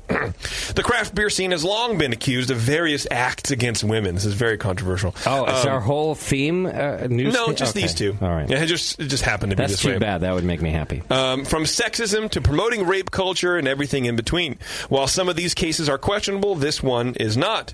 A brewery called Mob Craft Brewery. I was hoping you had this in your news. Which allows for customers to vote on the next beer to be brewed, recently released an apology after announcing their next beer would be called Date Grape. Yeah, I saw that headline. Oh, my God, right? The beer, made with dates and grapes, was the brainchild of homebrewer Jeremy Bergener, who submitted the idea and a name into the company's contest. Of course. Mobcraft co-founder Andrew Giersnack admitted that the workers at the brewery don't always look at the recipe names before putting them up for a vote on the site. Giersnack says he normally sorts through the recipes to see what has been submitted and then begins building the beer. Quote, there was no stopgap in place, he told the Journal Sentinel. Everybody slammed doing work on stuff. Everybody is slammed doing work on stuff and didn't notice. Didn't notice it where? That's a direct quote. Everybody slammed doing work on stuff. I would think you could sit down and write an eloquent response to this mistake. Oh, that wasn't the response, but that was just a quote about the thing, but he did issue some sort of apology. I'll read a little bit of that. Sorry that everybody slammed working on shit and stuff. So there was no point you could change the name. That is a very Brewing Network response. It was a train out of control. They just didn't know. Oh, date grape. Perfect. Let's do it. Roll the presses. Right.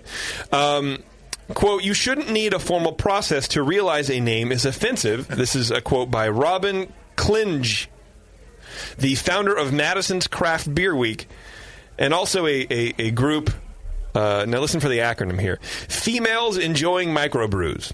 Okay. FEM. FEM. Yeah. They protested, what's it called? Mobcraft. Date grape? Date grape, yeah. Yeah. FEM. That's hilarious. On Tuesday, Schwartz made the decision to pull the recipe out of this month's contest and issue a public apology via Facebook and Twitter. Quote, our monthly votes let people submit ideas for the beers. We did not have a process for screening the names before the vote round started. I feel horrible that this oversight happened. The beer name has been changed. I think it's now Dates and Grapes. And we now have a process where our team vets names before they ever appear publicly. We would never promote rape culture, as it is a very serious issue, never to be joked about. Again, my deepest apologies for this. Mm-hmm. The mob. Right. That happened. I have to wonder about... So there's some logistical timing issues here that concern me. Okay. What is they? What is they is? They is... I guess I could understand the submittal of a beer name kind of flying under the radar before it's made public. Mm-hmm. All right.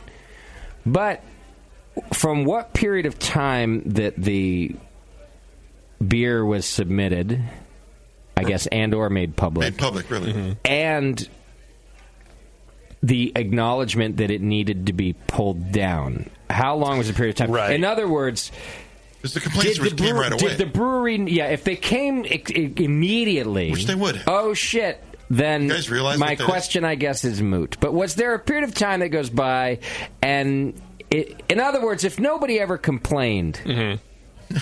Does a tree fall in the woods? Right. See my confusing question? I see what you're saying. So I think how it works is that people submit recipes and ideas for beers, and they get whittled down to 5, let's say, and then those get put out to the public to be voted upon. So I don't know if it had that name they actually during did voting or get not. Vetted before they made the beer and before they made the beer, voting. What they're doing is voting on the beers. Online, but somebody had to type the name Date Grape in order for it to be voted upon. Yeah, the homebrewer when he put his entry in. This is what I'm getting at. And by the way, just in case the brewery's listening or anybody else, I'm not accusing you of encouraging this behavior. Right. I feel like there's some holes in the story about whether or not this would have been removed if it wasn't complained about, and whether or not it was unknown. Yeah. I don't know. Maybe I shouldn't be even asking the question is accusatory. Mm-hmm. But I always wonder about these things where everybody gets all up in arms, and then there's an enormous apology. Would there ever have been an apology if nobody got up in arms, and then it just would have been a little giggle of a name that somebody thought was funny? Yeah, I don't think there would have been a public apology for it, because I think on that customer service facing side, you'd be like, oh, well, nobody knew about it. Let's just change it just in case. That's not what I'm asking. Right. Would it have ever been changed is what I'm asking. Good question. I don't know. And I don't know either. I guess they did the right Hard thing. to say. And to instantly shoot down the... we'll assume that culture of rape, and remove the whole thing. But right. And then also, just to put it back on the brewer, the home brewer who made the name, what's his deal? Like, is he trying to wait a minute, there's all levels get of somebody in trouble? And yeah, I guess you're right. And did he never think I don't know, man. I wonder how far in the backwoods he lives.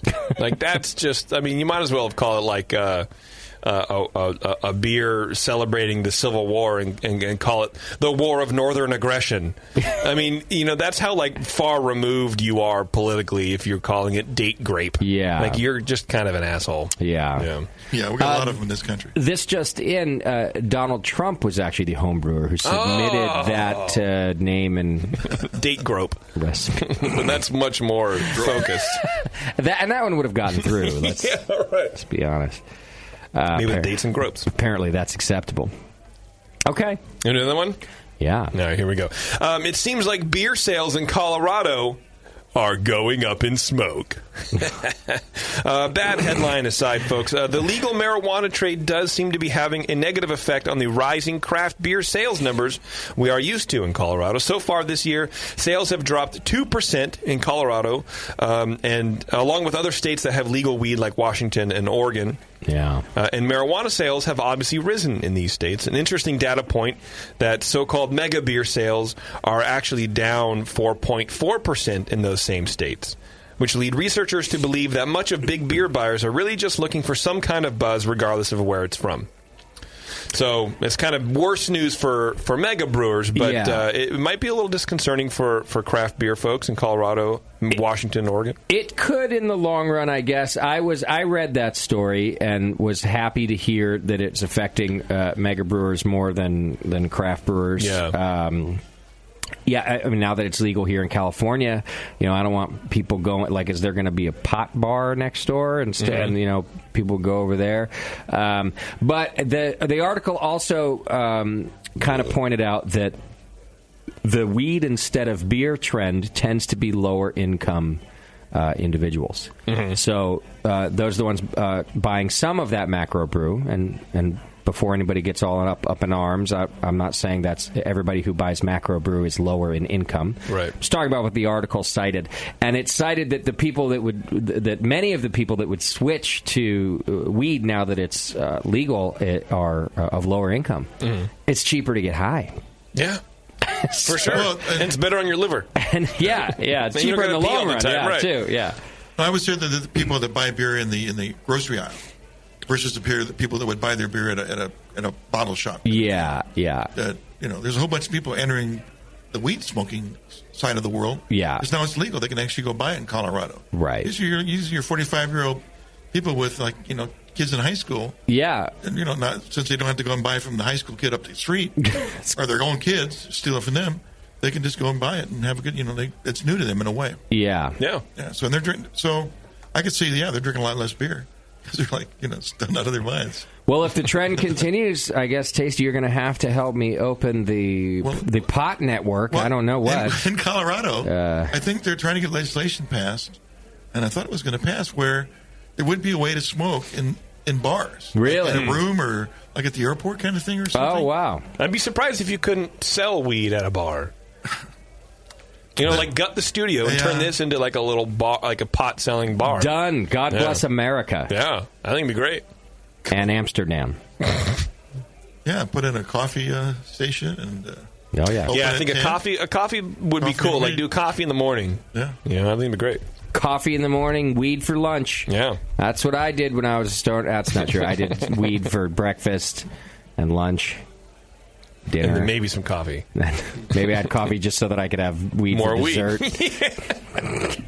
God damn it, I was the biggest. I've never met a stoner who was more of a stoner than I was. Really? You believe that? And now I can't even touch stuff. I get all weird. And you're friends with But Natty. I have never, I know, of all the stoners, and I've met some stoners, none of you ever smoked more weed than I did, man.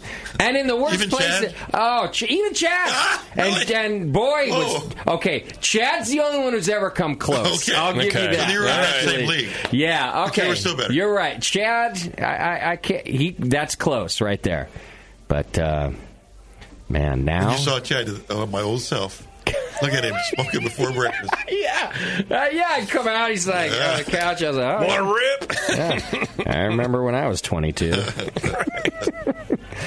I bet you Chad's all... What's Chad up to these days? Well, he's working at a brewery. He's a brewer at a brew pub in Houston near Dallas. Okay, and God, Bankhead. His kid's like all grown up now. Jesus, I think she's away at college or something. Wow. No, what is she? She's like preschool. Like she's 3-year-old or something. Yeah, she's like running around like a human being. I saw pictures. Walking, talking. Yeah, she has balance and shit. Yeah, it always freaks me out when that happens. And I think he's doing great out there in Texas. I got to give him a call. Actually, I missed Chad. Let's call him right now. When's the last time you saw Chad Tasty? Oh man, it's been a long time. I touch base with him on text messaging and stuff. Bevo, call Chad. Yeah, call him right now. Do you have his number? Yeah. Can you text Bevo? It's 704-299. I don't know. Whatever. Call Chad on the thing and get him on the line. Get an update. I think it's called his telephone. A Tefalone. Let's find out what Chad does. Why not? Let's see. He's going to use what mannerism? What's he always doing? He's got a certain things he always says when he's talking. He'll like if he can't talk, you mean? Well, yeah, how he ends up like, you know what I'm talking about, like something like that. He'll say, I don't know, whatever. He won't. It's got to be an unknown number, so he won't. You might have to call from your phone first. I'll send him a text. Yeah, tell him what's up. Tell him to call. That'd be much easier. There you go. Text him to call in the show. Tell him Good job, JP. Way to think. Yeah. All right. He's a keeper. Every once in a while, I try. All right. Good. All right. We got the last one here. Story. Okay. Beer made with moon dust is a thing. We all know that. No. As is beer made from yeast shot into air quote space, because it wasn't really actually space. Okay. Beer made with vaginal bacteria. Love it. And hazy IPA. That's a thing, too. Now there's a new gimmick on the market. Beer that glows in the dark. Oh. Yeah. Sounds healthy. And you, too, can turn your wounded homebrew soldiers into nightlights, thanks to former NASA biologist Josiah Zahner, who has launched a kit that lets homebrewers like you and me make beers that glow. The Odin, Zahner's new company, focuses on specialty kits for the home brewer so you can do gene-based experiments in your downtime. Wow. Zahner hopes that, quote, the ability to produce something cool and tangible will get more people interested in not just learning about, but actually doing genetic engineering. Doing it? Yeah, you at home. Hey, what are you doing this Saturday? A little genetic engineering. Might throw on something on the barbecue. Don't know. I don't know. We'll see. Yeah. Depends on how this experiment works. I was going to clean the gutters, but I just got this new fetus kit. And I thought I'd figure out if I could grow a goat. Yeah, we'll see. Half of it will glow in the dark, and the other half will look like my wife. It'll be weird. Yeah, I don't know. I mean, there was talk about headed over to Bed Bath & Beyond or potentially raising a two-headed pig. Yeah. Well, Sally's been asking for a little brother, so we're going to try to do... Oh, yeah, you're going to get laid? No. Fire up the fucking centrifuge, girl. Test tube, baby. Baby? Literally. You can buy a kit now to turn any beer yeast into a glowing machine for $200. That's the kit. Or you can buy a couple of pre-made strains for $68 a pop. While you're at it, why not grab the DIY Bacterial Engineering CRISPR kit for $150? I don't know why not. Or the Genetic Engineering Home Lab for $8.95. I need the Genetic Engineering Home Lab because I need a little brother. Right, yes. That is about 2 inches tall. And with strength of an ant. Yeah. Like can lift 10 times his own weight. That is what I'm going to genetically and can survive engineer. on moon dust. A lot of earning power.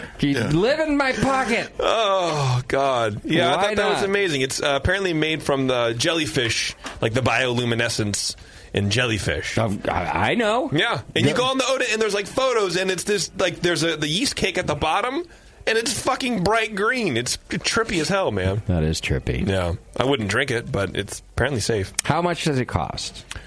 Well, like I said, so you can get strains for $68. I think they only have 2 strains now. Or you can buy the kit to turn any of your strains. So that's $200. So if you have a strain that, like Cal Ale or whatever, if you really want to use that, you can spend $200. Yeah, and do that. Or you can get their pre-made beer strains. I think they have 2.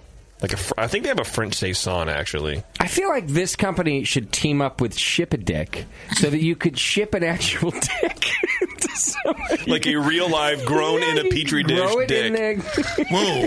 You can actually... I think that'd be great. Is this too far advanced? I think that'd be great. Are we not ready for this? It's too much. It's too much. I want the shroom and talk about that. Here, you can get a saison yeast or a mead yeast. Make myself laugh. That are already pre-made. Okay. Well, there you go. I don't know what to tell you. I don't know what to tell me either, dude. That's strange. Let's see. I don't know. I mean, God bless this person. Yeah. So it's that I can make my beer luminescent? Is that the deal? Yes. You can buy a strain of E. coli. I've seen some for beers. $10 from this person. Yes. What the? Now that can't be legal. I can kill people. It's awesome. just E. coli. I mean, why not? What does that mean? Just E. coli? You can get a strain of E. coli BL21DE3 for $10. Someone rated it 5 stars. KillYourFriends.com. Yeah, it's fundalqaeda.org. Yeah, Americans are stupid. How to host Christmas dinner with your Trump-supporting family. Why on earth would you need a strain of E. coli? Exactly. Kill them all. Oh, it said for like bioplasmids or whatever the fuck. I don't know. I don't too know what stupid that means. for Get Chris White on the line. We're not genetic engineers. For recombineering. What's recombineering mean? Of course. Well, it's when two... It's when something has been commandeered, but then it stops being commandeered, and then you have to recommaneer it, right? It's when mommy and daddy go to bed at night. The HME63 E. coli is defective for DNA mismatch repair, which makes it ideal for genome engineering. Biosafety level 1. Don't people just model train anymore? Tasty. Yeah. Seems so simple. Yeah. That's $10. It's non-lethal, Tasty. It's biosafety level 1, so don't worry about it. Oh, well, that be all right. Seems okay. Or you can make your own bioluminescent E. coli, and then you can plate it out. On these fun designs, you can make a little bioluminescent Christmas tree on a agar plate, and you can do all sorts of fun of E. coli, genetically engineered marvels. Wow! All right. Okay, wash your hands. Yeah, is that on Amazon? Oh, it contains the Lux Operion in the PJE202 plasmid. So that I should have read that first. Now I get it. All right, fair enough. Is that it for the news? That's it for the news. All right, well, I'll tell you what, the news was actually brought to you today by our old friends at Grog Tag. Yes. Hey, the only thing worse than giving out bad beer for the holidays is having those bottles be as naked as drunk Uncle Frank gets after too much eggnog. With Grog Tag, you never have to worry about bottle nudity at the table because they have you covered. Fully customizable, reusable labels ready to peel and stick on just about any surface. And they don't stop there. Grog Tag also offers an assortment of products you can customize for your home bar. With custom coasters, metal signs, and tap handles, Grog Tag will make sure your entire family wants to try your beer this year. The easiest wrapping you'll do this holiday season is with a set of Grog Tags. Use code DEC16, December 16, DEC16, and take 10% off your next order at grogtag.com. All right. I think we got to take another... Let's do it. Another breaky poo? Yeah. I like breaky poos. I was going to do that. But who was it that... Was it Sully? Someone was just mentioning me complaining about people not sponsoring. Okay.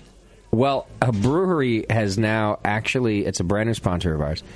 Signed up just to shut me up about breweries. So say no one ever has. Now somebody has. Yeah, and I say that people open breweries and say they thank the BN, they attribute it to us, and then never sponsor. Like, by the way, Tasty, how drastic was it in Norway with all the brewers were like, oh my God, we learned everything from you. And I was like, oh, God, yeah. I don't see you on my logbook for sponsorship. It was like 30 breweries. One guy, and I remember his name because I went to thank him. He's like a big, like a donor. He's in the Army. He says he donates. Yeah. Just because of what he learned. Yeah, there's a lot of guys like that. He's an expat. Mm-hmm. Oh, yeah, we met a lot of Americans over there. Well, check this out. That's Reinvention cool. Brewing. They say that Justin's always complaining about new breweries opening because of the BN and then not becoming sponsors. So here's a new brewery that's throwing some money at the BN to shut him up. There you go. Reinvention Brewing Company in the Finger Lakes region of New York State. The founder has been active and has supported the BN for a long time, since 2007. Ladies and gentlemen, that's a long time. I don't think I was even on here. You might not have come on until maybe late 7 or 8. Oh, wow. The brewery's planning on a spring opening, and so right now they're actually running an Indiegogo campaign to help raise money for their tasting room. And they got some really cool items on the site, like ultra soft T-shirts, hoodies, upcycled bike chain bottle openers, and more. And you can even buy your own padded bar stool from recycled barrel staves. Padded, Tasty, you hear that? Padded bar stool. They're so comfy. Even Tasty's ass would be happy, they say. Yep. And your name and your name also gets engraved. So you get to sit on your own stool while you stop for a few beers. And you don't even have to be 80 years old to do it. The Indiegogo campaign runs through January 17th, so you can go check it out. Search Reinvention Brewing Company on Indiegogo.com and help out a longtime BN Army member get his business off the ground. And by the way, guys, I think this last sentence is kind of the important part. A lot of you are longtime BN Army members. You are a tight-knit community, and I think that tight-knit ebbs and flows over the years. I think right now we're in a flow, whichever one is not as tight. Would that be an ebb or a flow? Ebb is reduction. Thank you. So now we're in an ebb. I think the BN has grown so vastly that we feel disconnected from each other, but we're still a tight group, and we should support each other. And here we have a longtime BN listener since 2007 going for his dream to open Reinvention Brewing Company. And all you have to do as a BN Army member is go over to Indiegogo.com, search Reinvention Brewing Company, and, sign up for one of the levels and help a brother out. Do it, man. Yeah. I think you can also just donate money if you don't know what you want or whatever. But we all have a bunch of beer shirts. We can always use another beer shirt. Sign up for the beer shirt level. Support the dude. If every BN Army member that wanted to open a brewery, because not everybody does, came on here and we all supported them, they'd all make it. We'd have a lot of kick-ass breweries. We'd have a lot of kick-ass breweries. Yeah. So, anyway, I'm just kind of saying, I was just thinking about that we are a tight-knit group, and I think sometimes these Indiegogo campaigns come across and people go, well, that brewery's not in my neighborhood or whatever. But so what? It's a BN Army member. Right. All right, so give it a shot. Go over there and search Reinvention Brewing. Well, and guy's super active in the forum, too. Should I say his name? Is that weird? I don't know. Does he care? No, I don't think so. Maybe. I don't know. I don't know. Well, I'll wait. It's not in... I don't know. I'll wait. But he's super active in the forum. He's like John. One of those dudes. He's not only a listener, but he supports the community. He's active in the community, in the Brewing Network forum community, which is like even deeper weirdo. Yeah, I like that. So, well, you should email. I'll send him some stickers too. Oh, there you go. Give to people. I'm slowly realizing the different people I want sitting in the studio all the time that would make me happier about doing the show. I wish that our lawyer John could just be sitting here. Oh my God! Right? Wouldn't that be amazing? I just want him sitting in the corner getting drunk every show and telling me when we fucked up or said the wrong thing or not allowed to use a person's name. I just would find it fun. It could be on moral compass. I wouldn't listen to his advice, but I want to hear it because I think it would be fun. You at least want to know what's behind the door before you open it. Yeah, right. That's all. Yeah, I get you. And then the same, like I told you, I already want like the feminist or whatever, a politically correct person to sit and just tell us every time. Yeah. If we had, it's just a couple of things would make me happy, Bevo. Can you work on that for me? I'm right on top of that. Thank you. Yeah, announce it at church next time. There's got to be a few in there. Yeah, definitely. All right, why don't we do this? We'll take a quick break. When we come back, we're going to do a seasonal beer tasting where you get to hear the Brewcasters' opinion on some of the lucky you, some of the hottest beers we think are on the market. Hang in there. It's The Session. We'll be right back. You're listening to the Brewcasters on the Brewing Network.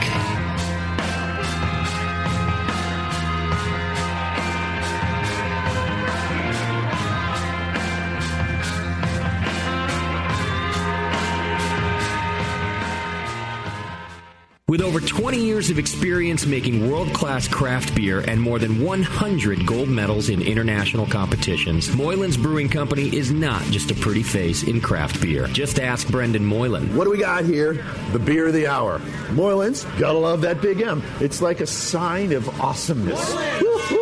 It's got an extra kick to it. Let's pour this bad boy. Oh, yeah. Oh, Moylan's. At the end of the night when the kids are finally in bed, the wife's in bed, nobody's bothering your ass anymore, that's Moylan's time. Moylan's is for you. Yeah. It's to help you out. Yeah. It helps me out. What? Well, because it's freaking awesome. Northern California brewed. It's brewed with love. With love? Oh, yeah. Tremendous. And it's always best where? Moylan's. You gotta try it. On tap at Moylan's in Novato. They're friggin' awesome. Not only because I own the brewery, because I love the beer. Cheers! Boom. Kilt Lifter Scotch Ale takes big beers to a whole new level with rich malt balanced perfectly with delicate hops, and now comes in 4-pack tall boy cans so you can take the party on the go. Or come to the brewery, take a tour, and try any of Moylan's fresh creations right from the source. Check them out at moylans.com.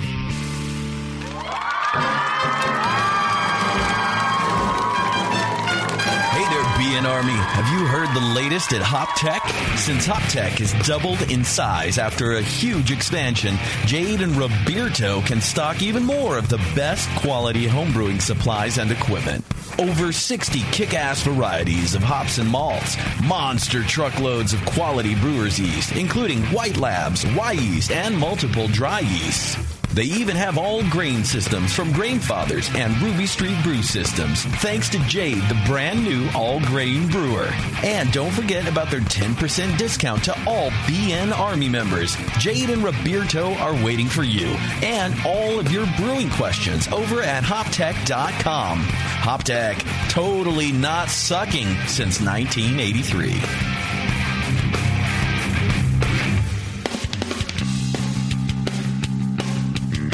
Hey, my brewing brothers and sisters. This is Jamel Zainashev, and I want to tell you about Heretic Evil Twin. You might be familiar with my homebrew recipe, which uses massive late hopping to create a balance between the malty sweet and the hoppy bitter, along with an outrageous malt and hop character. I wanted a beer with the same bold hop and malt character, so we played around with the homebrew recipe and until we're able to make a great commercial version too. We've created a beer rich in malt character, full of caramel, toast, biscuit, and an ever so subtle roast note. On top of that, we piled in an insane amount of Citra and Columbus hops at the end of the boil, as well as in dry hopping. This damn-the-cost approach to hopping gives Heretic's Evil Twin a great blast of citrus and tropical fruit that can't be matched by any other hop. The result is a bold, malty, hoppy, but easy-drinking beer. This is our top seller, our flagship beer, and I couldn't be prouder of it. Cheers. To find Heretic beers near you, click on Find Some at hereticbrewing.com. Hey guys, what'll it be? I'm not sure. What do you recommend? A lot of people seem to like the Hefeweizen. Is that a German Hefeweizen or more of an American-style wheat beer? I'm not sure, but I can give you a taste. Okay, great. The Cicerone certification program certifies and educates beer professionals in order to elevate the beer experience for consumers. Unfortunately, not every bar is staffed with certified beer servers who can guide their customers through a beer list.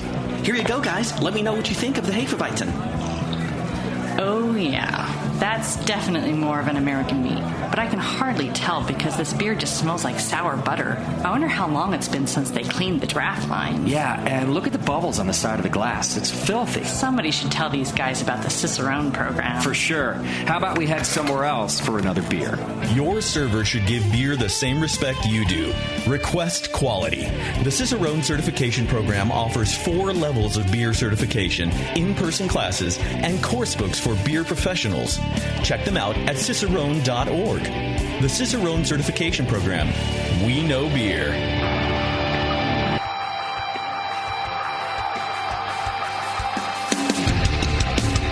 Hey, what's up? This is Blake from Creature Comforts. You're listening to The Session on the Brewing Network. Yep. Welcome back to the show. We got a couple things left to do. Thank you. Including remind you about Nico Brew. How could you ever forget about Nico Brew anyway? He won't let you. No. And thank God that he won't. He's good to us. Nico Brew has the hops you're looking for, from your standard recipe staples to those hard-to-find ones. And after 7 years, they're still offering their famous $5 shipping. And with super fast turnaround. They work hard over there.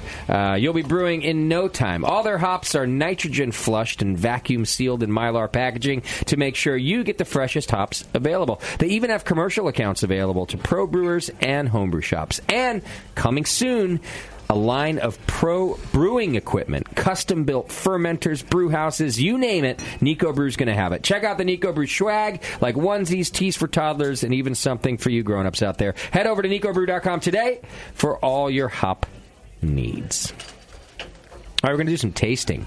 I like tasting. I'm going to taste. We've got the world-famous Kevin Cuddles Callahan in studio with us, the general manager here at the Hop Grenade. Hey, Cuddles. Yep. You're welcome, everybody. You're welcome. Not hi. Yeah. You're welcome. You're welcome. Yeah. Kev, taking a break from a busy Friday night at the Hop Grenade. Who's running the show out there? My God. They won't fall apart or something? Oh, by now the inmates run this place. Oh, I see. That's true. It works. It's true. It seems to be working, though. Yeah, it seems great. Great staff. Yeah, so we don't care. No, we got a great staff. You do? Really? We have a killer staff, right, Tasty? You do. No, I know staff. Yeah. No. Yeah. Good people. They even like each other.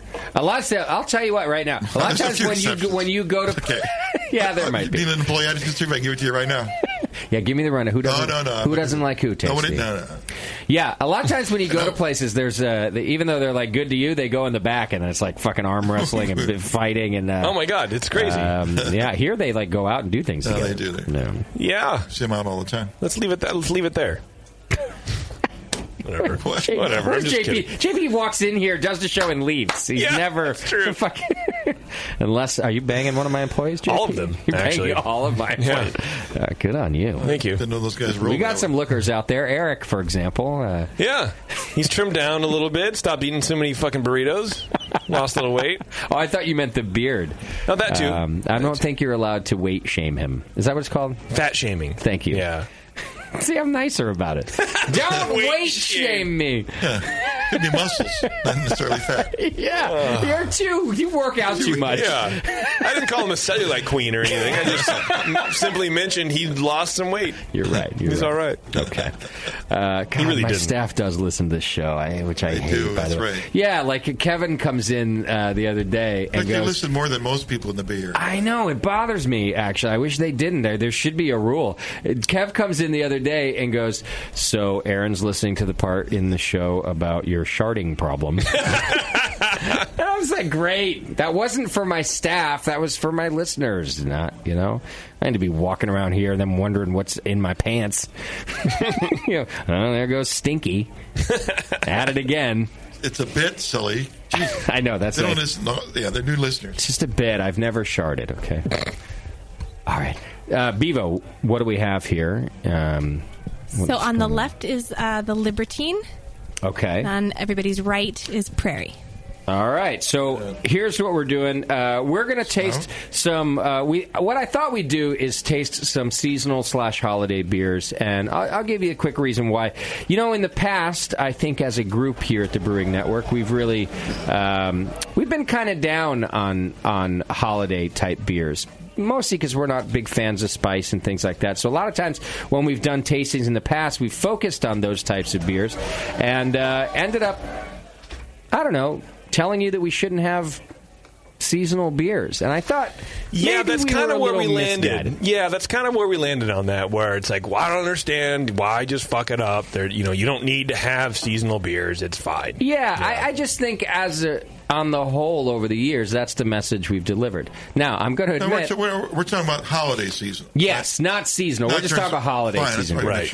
And, by the way, I don't know that we're going to change that trend tonight because, for one, I picked all the beers. Two, I've advised staff here that they don't have to pad their opinions. Not that we generally do anyway, but, there's no sponsored beers here or anything like that. So we may end up still delivering the same message. But I thought we would try some some of these local, not like the big brand or big name seasonal spice beers that we normally end up with. Yeah, like the 4 pumpkin, right, all that kind of stuff. All right, so I'll shut up and we'll just do some tasting, but I just want our listeners to know that the reason we're doing this random tasting is I thought we should revisit holiday beers. Yeah.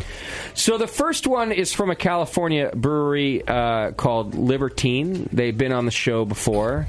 And in fact, if you ever in the Central Coast, you should go there and ask for the brewer because guy's a riot. I love this guy. Tyler's his name, and he's so much fun. I see him at events all the time. So go have a beer with him is what you should do. So his seasonal beer that just came out for the holidays is called Libertine Stocking Stuffer. And I know you guys have tasted it already, so I won't worry about swaying your palate. I'm just going to read the description from the brewery so our listeners can know what we're tasting here. Yeah. But it's a 7% stout. Does that make it an imperial stout at 7%? JP, you're the judge here. I don't think so. I think it's like right on the cusp. All right, they describe it as a big, dark holiday stout aged in varying spirit barrels for a year. Okay, so they say we should get hints of chocolate, molasses, vanilla, and oak, which lead way to a spiciness from the whiskey and Fernet barrels that it was aged in. Fernet barrels. Did you taste that in the beer yet before I said Fernet? Okay, no. That's cool. The stout has a big mouthfeel, but not cloying because of their house-mixed wild culture. It's a wild yeast culture. And then... they say it's different than anything they've ever made. So I'm going to give it a try now, too. I think it smells great. It has both like has like a chocolate stout aroma, and I can smell the sourness right away, too. I can smell like some pediococcus notes. It's a sour aroma and chocolate. I haven't tasted it yet. I don't get the hints of molasses or anything like that, but... I got a little root beer. Dr. Pepper, which I think is from the Fernet barrel. Oh, yeah, I can get that, right. Yeah. As soon as you say that, I get a little Dr. Pepper out of it. American Stout stops at 7%. Okay, so it's a stout. Yeah. All right. Yeah, so I'm loving the mild, like pediococcus sour in the aroma. I get the same thing in the flavor.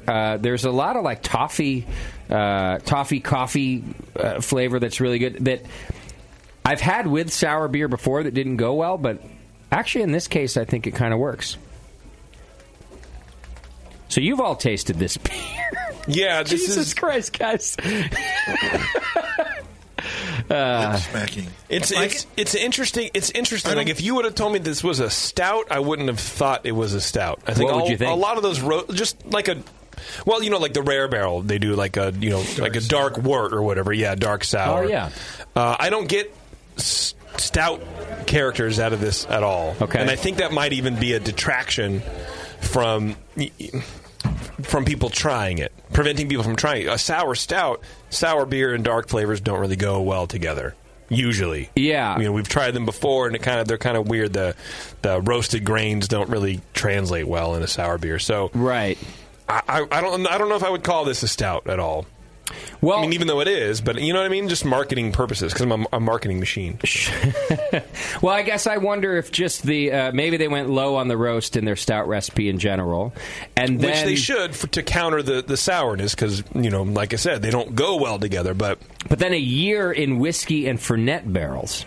Now I get in the aftertaste. I start to get big on the barrel, especially the whiskey type flavor. Yeah, and I don't mean alcohol. I mean that vanilla and oak. Yeah, I guess so. And yeah, it's more of just that. Yeah, that like that. I would think that the Fernet barrel would crush the hell out of any whiskey barrel that it would be in. I mean, whiskey is a relatively lighter spirit. Maybe bourbon. That could probably come through a little bit, but I think I get a lot of the licorice, which I'm attributing to the Fernet. Okay.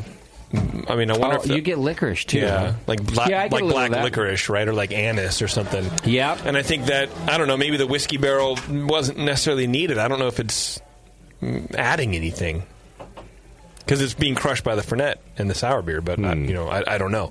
I would like to try them at different. Whenever I drink beers like this, I want to try them at the different stages. I want to be there at the blending, just because I want to just check it out. I want to see what this tasted like up front. Then out of the whiskey barrel, then out of the Fernet barrel, then maybe blended together. I don't know how they did it, but just to see.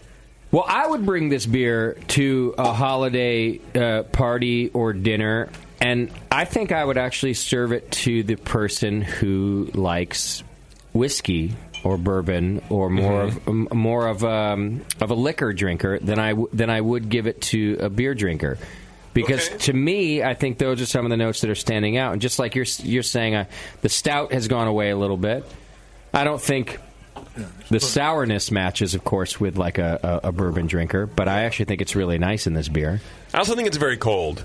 So I'm going to let this sit and warm up a bit because I think it's too cold for, I think, this beer with this many layers. Okay.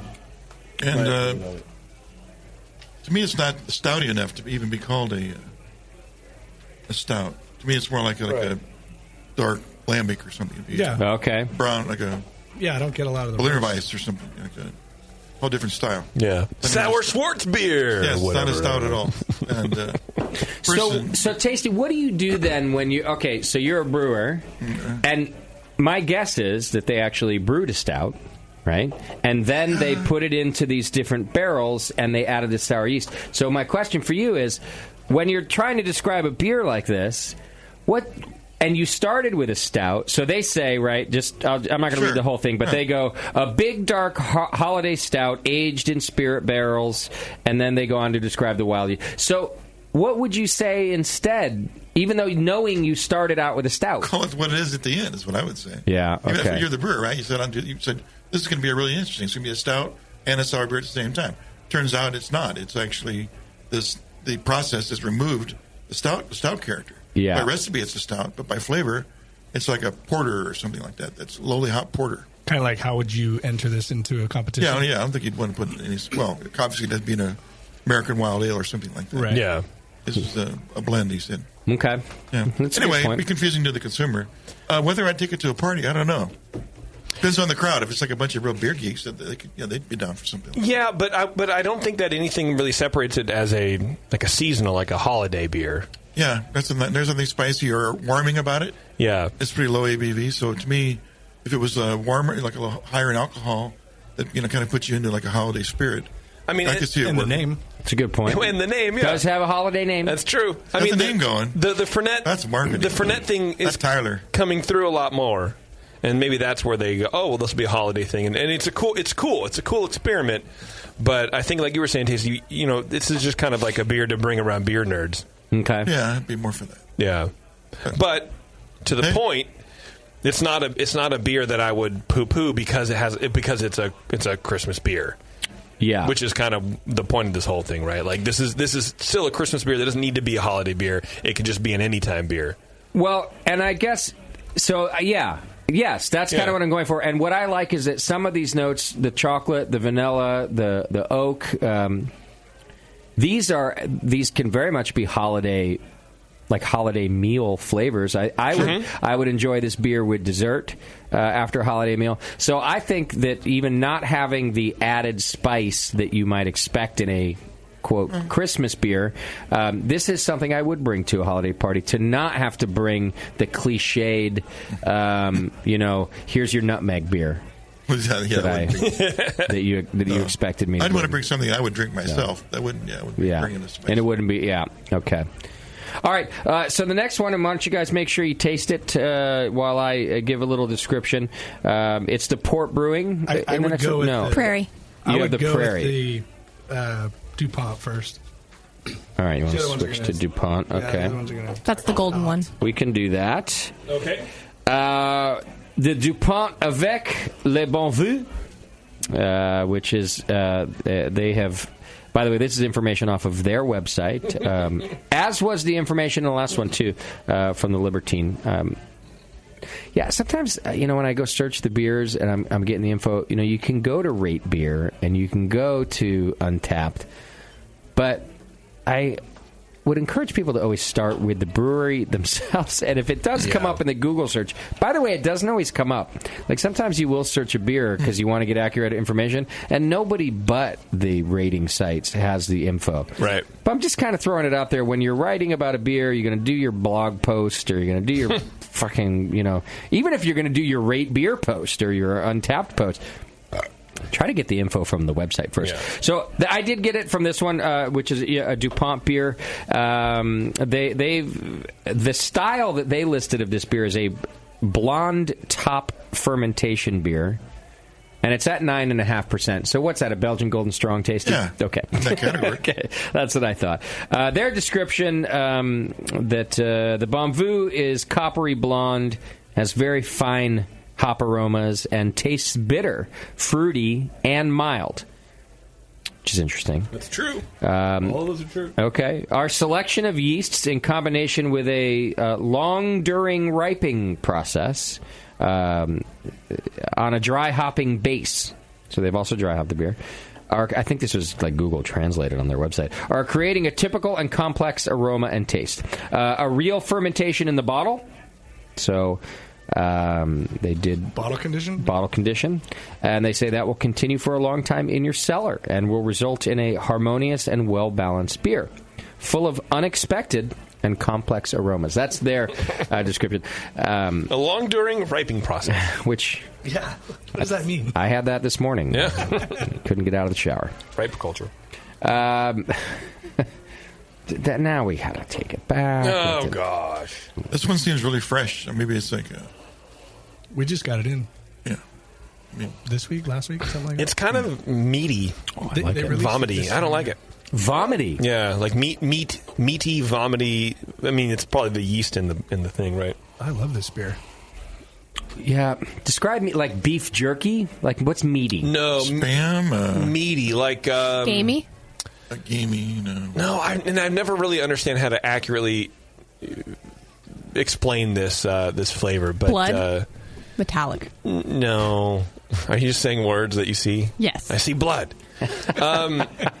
Like a overdone roast or something like that. Like, how do you describe meaty? I don't know. It's a good, like vomity. Actually, kind of pukey. Well, I don't. So the reason I'm asking you to clarify is that I don't consider meat as the same as puke. Well, it's meat-y, right? It's like mouse taint, right? It's not really like... Thank God I'm not getting this. Taint. Yeah, really? You guys don't get any of that? No, I like it. All right, here. Let me look it up, because I've been struggling with this for a while. The reason I asked about beef jerky is because I could have got on board with some sort of protein-esque flavor out of it, but I don't get the vomit part. Apparently it's an autolysis thing. Oh. Well, that's interesting because Tasty's calling it fresh and brothy, and you're it seems really fresh, and you're getting maybe some autolysis characteristics. Cuddles, you like it too? I like this beer a lot. Yeah.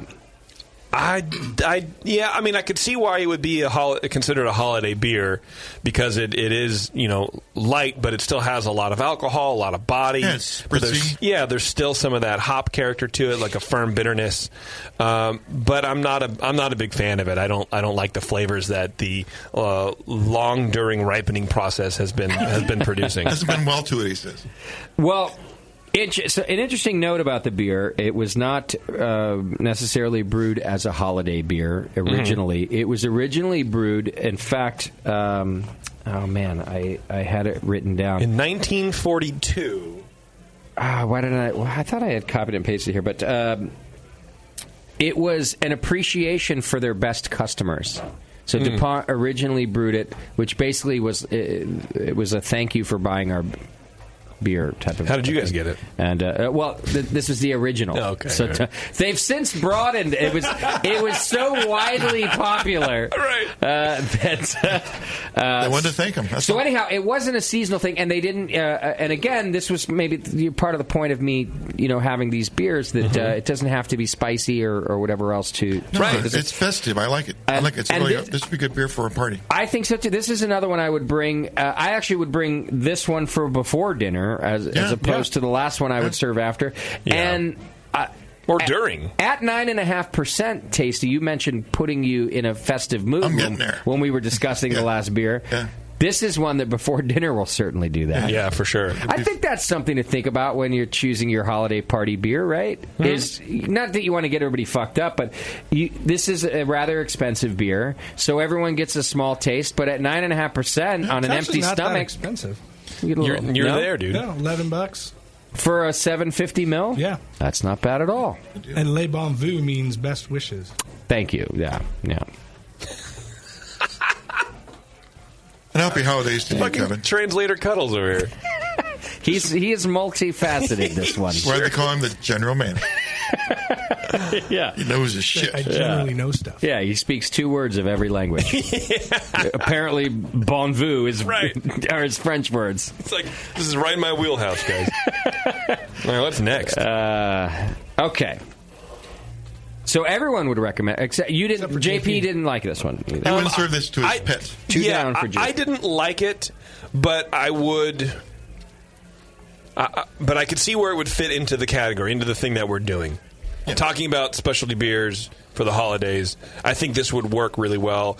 Maybe with some pie and ice cream, something like that. Like I would go like more desserty things, just because of the higher ABV, the larger sweetness. I think would match really well with something like that. I think that's actually really good assessment. Thank you. Yeah, actually, that's actually really good, JP. Thank you. Appreciate it. What are we doing next? Port. Yeah, sure. Why not? Right. Okay. This is Christmas Bomb. No, that's Prairie. No, yeah, Prairie. Prairie Christmas Bomb. Okay, we're getting to port eventually. Is this a coffee beer? I can smell the green onion, the bell pepper. All right. Well, I'll give you the description that I got from Prairie. It is an imperial stout. Did you read the description yet? Because I won't tell you what it's spiced with. Okay, good. No. I'm not going to tell you what it's spiced with yet. It's a 13% beer. Christmas Bomb will bring you great comfort and joy in this dark and roasty brew. In it, you will find notes of coffee. Well, actually, I thought you weren't going to tell him. Yeah, I actually didn't know if they were talking about notes or additions, and I'm actually thinking this is a list of additions. So I'm going to wait on that, too. Yeah. Yeah, it's weird, because I'm not sure if they did add all those things, but I think they did. Anyhow, it will evoke a seasonal spirit of spice and cheer. So this is the beer. I think it's the only one in our list that has spices added to it as a seasonal beer. More of a spice beer. We've got one more to try. Okay. Oh boy, you can. Oh yeah, you smell it. See what I mean? But do you guys get that green bell pepper that you can get with coffee beers? Yeah. I do. Coffee and stout, like coffee beers and stouts, kind of throw that aroma. They can. I don't get it all the time. No, not all the time. I'll tell you what it does. The first note is maybe some green bell pepper, but then it's more chili pepper to me, which I like better. I think that's a nicer twist on that pepper. I think there is a spice, like a peppery spice, as you swirl it around a little bit. You flick it around on the tip of your tongue. It can get that not jalapeno, but like a chili pepper. Yeah. Little and I don't know if this is prick of the tongue or not. Yeah. Well, JP, just for fun, not putting you on the spot here. No, why would you?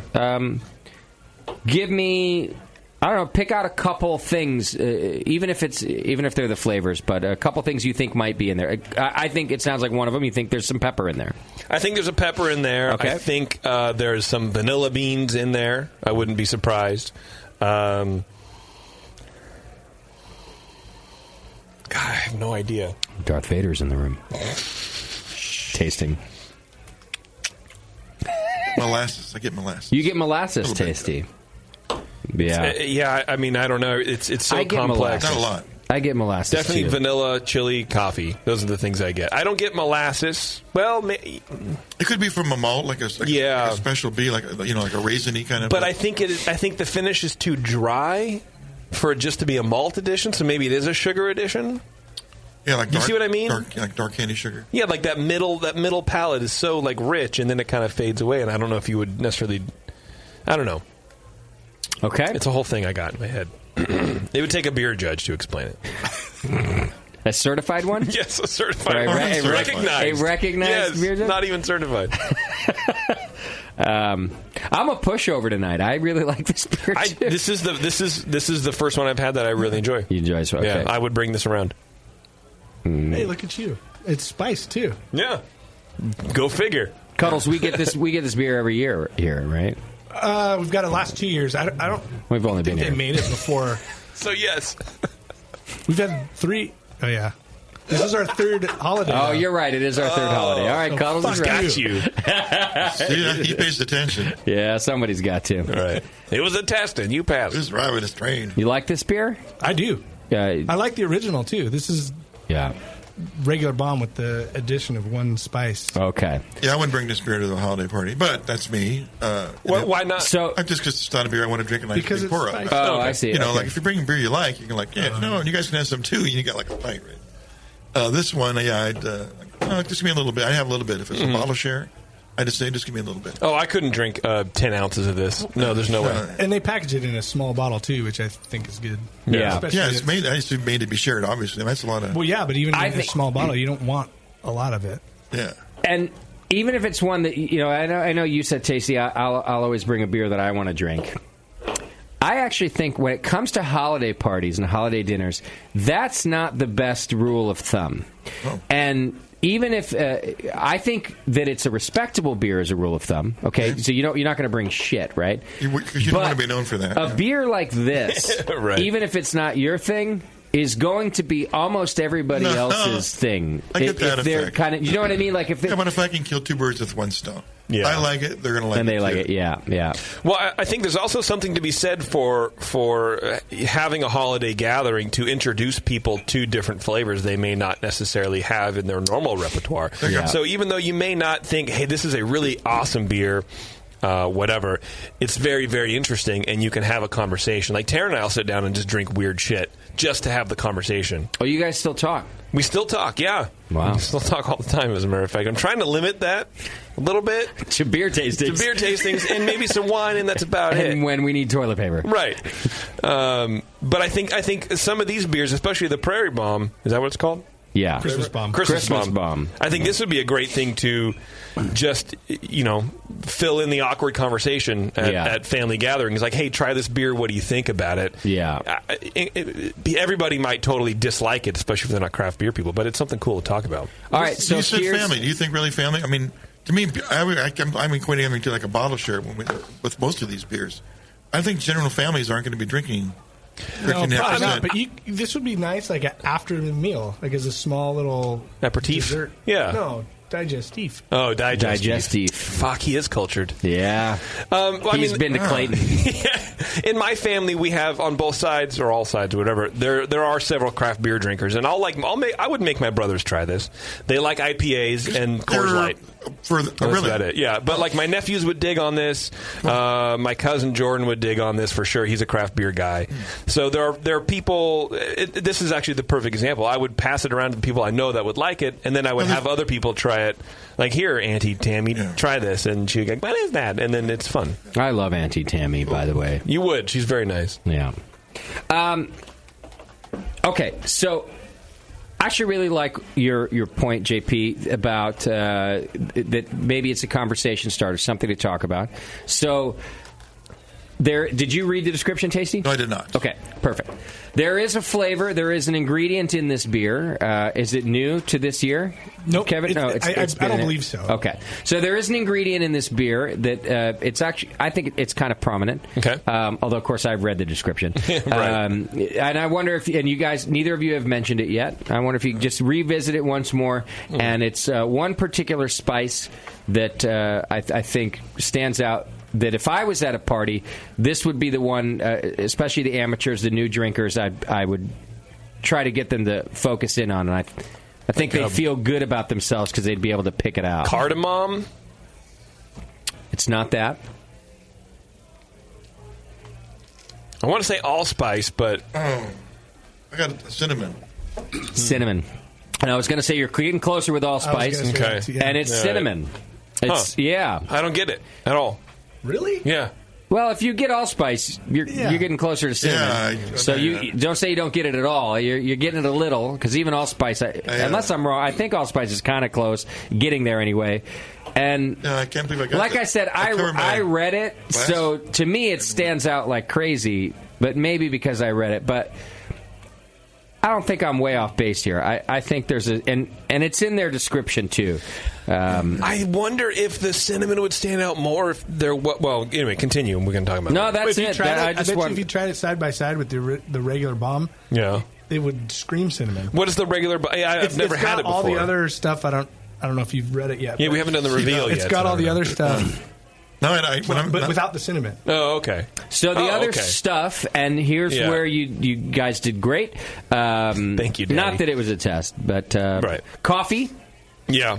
Ancho chilies. There you go. Yeah. Vanilla. Okay. Is it cacao? Yeah. Cacao nibs. Caca nibs. Caca nibs. Yeah. Cocky duty nibs. I wish it was that. Caca nibs. And then cinnamon. Okay. Yeah. I mean, I think the cinnamon and the chilies, they're similar flavors as far as on your tongue, and so I think maybe it kind of masks a little bit. But maybe Kev's right. I have no idea. I don't think I've ever had this sans cinnamon, and definitely not often enough to be able to have that palate recall. Even though I could smell it, it's not that obvious. Now that I'm smelling it, I can't find it anymore. It's all gone. I just had a moment there where I covered my glass, and you just got it. It just started smelling really slow. Yeah, and somehow I saw it. Maybe you just have cinnamon fingers. I don't know. Could be. Yeah. Cinnamon was the stripper he was with last night. Yes. Oh, that's why she called her. Good old cinnamon fingers. Well, it's kind of cool though that you can pick out all those flavors of that beer because that's a lot of shit in there. Yeah, well, you he's can get muddled, shit, right? You can pull that out. That means, in my opinion, that it's done pretty well. He is a registered BJCP sex offender. Certified, bona fide. Judge. The real deal. It's true. It's true. I'm registered. Real deal. I'm going to start telling people that's my rank. Registered. We'll be, that's really Doesn't great. It just means you signed up to take the test. I don't even know what it means. More like a sex offender. I'm trying to think of what, because it's not a thing. No. So when they ask, you just be like, I signed up to take the test. I'm registered. Yeah. That should be that'll be mine. Yeah, there you go. So all you got to do is sign up then. Yeah, and then you're registered. Yeah. All right. Do this, guys. Why don't you taste the next one, which is the Port Brewing Santa's Little Helper. This one is listed as a 10% Imperial Stout. This beer is always great. While you're tasting it, our friends over at Great Fermentations, you can go to greatfermentations.com. They've got the largest catalog of Blickman products on the web, and their staff some of the best trained in the business in using Blickman products. They've got top-notch customer service and same-day shipping on many items, which a lot of our listeners have written in and talked about how fast they are with their shipping, too. You can check them out at greatfermentations.com, and they're doing a special offer for Christmas. $1 shipping. $1 shipping on all orders over $50. Wow. The only thing excluded there is bulk grains. But if your order's over $50, which I think we all know is pretty easy to do when you're brewing a batch of beer, $1 shipping. All you have to do is use promo code BNARMY50. BNARMY50, the number 50. And, $1 shipping. That's pretty sweet. That's awesome. Use that, and then go like them over on Facebook. That's Great Fermentation, GR8 Fermentation, and Instagram and Twitter, and go to greatfermentation.com. All right, last beer in our list here. Now, this one lists a bunch of flavor notes and spices and things like that, but not as ingredients. So I don't think that this is a spiced beer, but I could be wrong. I did go to the website. I took from their description, and the way it's written to me is that they're just flavors that are in there, but not ingredients. There don't be much aroma for that. And at 10%, I like this beer. Ooh, it hides that 10 really well. It really does, yeah. I haven't had this beer in a long time. It's delicious. Yeah, neither had I. It's been a long time, but it's... You're a fan of you say you buy this? I've had this before. Okay. I haven't purchased it in a long time, but it's a solid... It's a solid beer every single time. Yeah. Yeah. And this is the what perfect, do you like about it? Well, I like that it's... I'm glad you asked me that, Justin. Anytime. It has a pretty good level of roast intensity, but it's not like ashy and weird like a lot of stouts can get, like American stouts can get, or used to get, I guess, in the 90s or whatever. Or my skin. Or your skin, right? Yeah. But it has that full mouthfeel that you would expect with a beer like this. And in my opinion, afterwards, it kind of tastes like runoff from the mash. Not in a worty, like, under-fermented kind of thing, but, you taste your hydrometer sample or whatever when you're running off, or your refractometer sample a little bit. I don't know. That fresh grain malt. The fresh grain malt runoff, sweetness, but there's that dryness, there's acidity, and I think it's a really well-balanced Imperial, whatever the fuck it is, Imperial Stout. I just want to, so hearing you describe it like that, I just want to read one sentence from their description, which I think lends to everything you said and then adds one thing that I picked up. So the finish lends hints of sweet crystal malt. Mm-hmm. And then to all of those things that you said, it adds warming tones of alcohol and a touch of hops. And I actually like that they're mentioning the alcohol in the description here, which sometimes, like, we'll often talk about how you don't taste the alcohol as a positive. Yeah. And it usually is. Yeah. But there actually is a place for it. Yes. I think sometimes there's a place for some heat, right? Mm-hmm. That comes from alcohol. I think this beer has that. And I'm just saying, they actually note it in their description, like the warming tones of alcohol and then a touch of hops that they add in there, which to their description. Yeah. Yeah, I agree. I mean, quite often people praise a smooth beer. And to me, this is still a very smooth beer. But some of that alcohol does come through, and alcohol does it lends a sweetness at a certain ABV, right? We know that as well. So they're counting on that too a little bit. So you can't, I think, get away from the alcohol flavor in a beer this big. And so I think you're right. Just letting people know. Again, I think it's a lot about beer education too. So you're bringing. It's not bad if you taste alcohol in a big beer. Yeah, it's not bad. You're right, but it's just always easier to talk about how the alcohol's covered up. I think we do that on this show. It's important to note when it actually fits. That's what I'm saying. Right. Yeah. It's that kind of more educational side of your descriptions can actually educate as well. Yeah, which is weird. In the initial taste, it is hidden, but what I'm finding is it presents itself in the front of your tongue, in the front of your mouth, as the stout character does. Usually, because like roasty stouts are going to be kind of accurate and get you in the back of the mouth. Yeah. This is all so neutral. That's a good point. That's not in there. It just stays in the front. That's a really good point. Something like that. In fact, that's where we start to get into words like cloying. But this one doesn't do that. No, it's nice. Alcohol helps with that. Yeah, it's good, and it cleans up at the end, and you're just left with that grain. Yeah, there's no aftertaste because it's all still in front. So, I mean, it tastes even kind of oat. Like there's like some oats in there too, like a flaked product, even. And I don't know if that's true or not, but it tastes like it. Everybody would bring this to the holiday party. Oh, is that what I'm hearing? Yeah, I would for sure. A little ice cream. Yeah. Yeah, if you had a little, some sort of sweet. No, I mean, go get me some ice cream. That's what I'm saying. Like a Choco Taco or some shit. Yeah. Bevo ice cream. Stat. Now. Sorry, that was Mom, racist. Meatloaf. Meatloaf! Actually, this would be pretty good in the That's meatloaf. all I thought. It would be great with meatloaf, actually. In a meatloaf. Oh, in the meatloaf. Yeah. I would drink it with the meatloaf. I wouldn't taint my... I would drink it on the meatloaf. I am white trash. I would never taint my meatloaf with anything except for meat and loaf. And ketchup.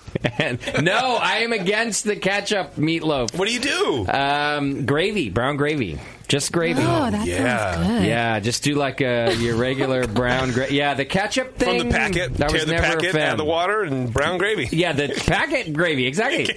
Yeah. It has to be the packet gravy, right? Add the water. Yeah. I was just picturing him sprinkling a packet on the meatloaf. Yeah, no, that's what That's how I roast it. Hey, it's like dried yeast. It fucking hydrates when it hits the... It's a dry rub at a barbecue. Put it on. It's dry. I'm sure it'll crystallize. Now, this here, it's little known. It's family secret. We dry rub with Lowry's brown gravy mix. It's got to be Lowry's. It's always Lowry's.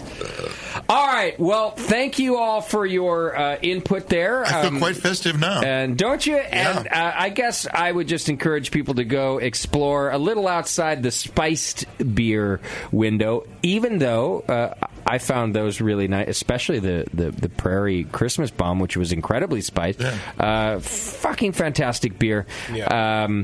Look for your local brewery's seasonal offering. Yeah, do that. Because, at least a couple of these were close to us here, and I think where the BN has gone wrong in the past is choosing the larger national brands of Christmas beers because we wanted our listeners to be able to taste along with us. Yeah. And I think we ended up not liking holiday beers because of it. So give it another shot. Product of our own. Yeah. Yeah. Do the same in your area. Yeah. Speaking of shots, AdamandEve.com.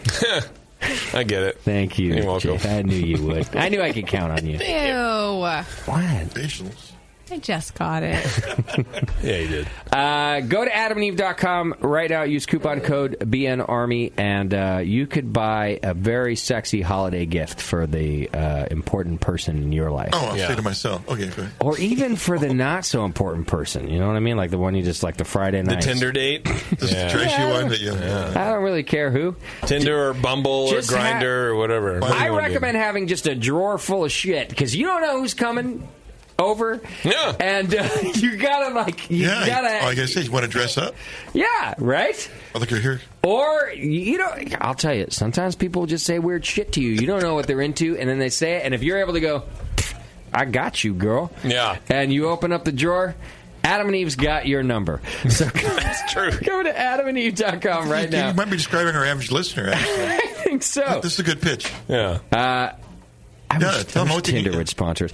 AdamandEve.com. Use coupon code BNArmy. You get 50% off just about any item. You get some gifts. You get free shipping. You get the DVDs. You get the things. You get all this. You know what I mean. Yeah, you know the drill. You already know what all you get. the sensuality you need, baby. You'll see everything you get when you go, and you do the thing, and you put it all in your cart, and you enter coupon code BNArmy, and then a bunch of stuff disappears. A bunch of your money. You don't have to pay. Yeah. Okay. So go check it out at AdamandEve.com, and... yeah. And get a boner, would you? Yeah. Man. Dildos for Jesus is what I like. If it's Christmas shopping. Yeah. Right? Is that going to offend somebody? She's shaking her head there. I don't know. Is it, a moral compass. I offended Bevo. Oh, finally. It took 11 years. There's not much, but most things involving Jesus Leave probably Jesus going to alone. find offensive. Leave him alone. He's been through so much. I mean, it's, okay, stop. Just stop it. It's not like I called Adam and Eve and said, hey, let's change the coupon code to Jesus. Stop it. My favorite dead guy is Jesus. I have to go. Okay. We're done, so it's perfect. I tend to. I'm good at balancing my offensive-ness to when it doesn't matter, when it doesn't affect me. Right. Right. Like Bebo's like, I'm out. Great, we're done. Peace. I already got my beer, bitch. Right. But will I see you in 3 days? Sorry, was that racist? Just wrap up the show. The employee manual says he'll do things like that occasionally. That's right. It does say it in the manual. In fact, even when I hired Kevin, I was like, Kev, sucks to be you, dude. But don't worry, I bought a lot of insurance. That's true. So you did great. I spent all of the money on insurance. These segments are like the Shroud of Turin for the show, right? The show is dying. The show is dead. Yeah. We're covering it with much respect. I agree with that. Thank you. And then it'll be posted in 3 days, and then everybody can rejoice. You're right. Right. Wow. I think you're... Stop. Just stop it. It's not Easter, bro. Oh, is that the Herald Angels singing? Jesus, JP. I mean... Yeah, he's the reason. Stop. Okay. For this conversation. You're right. We're going to stop. Right now. But that Muhammad guy, fuck that guy. Now we're going to get... I'm sorry. I didn't buy... Sarin gas? I did buy the terrorism insurance, I think. There is. There's terrorism insurance? Yeah. Really? Oh, my God. It's a thing. We had an internal discussion about it. Like, guys, do we need to buy the terrorism insurance? And the internal discussion was a resounding yes, we do. I don't want to answer that question for 2 reasons. I don't know the answer anymore. It was a long time ago. Okay. And 2, if it's the wrong answer, I don't want to encourage a would-be terrorist. So if it's like a no, like... Because I'm sure Al-Qaeda's listening to us right now. Al-Qaeda loves us! Al is the best. He's a good dude. Al is. Yeah, we're just what they need. Right. All right. Yeah.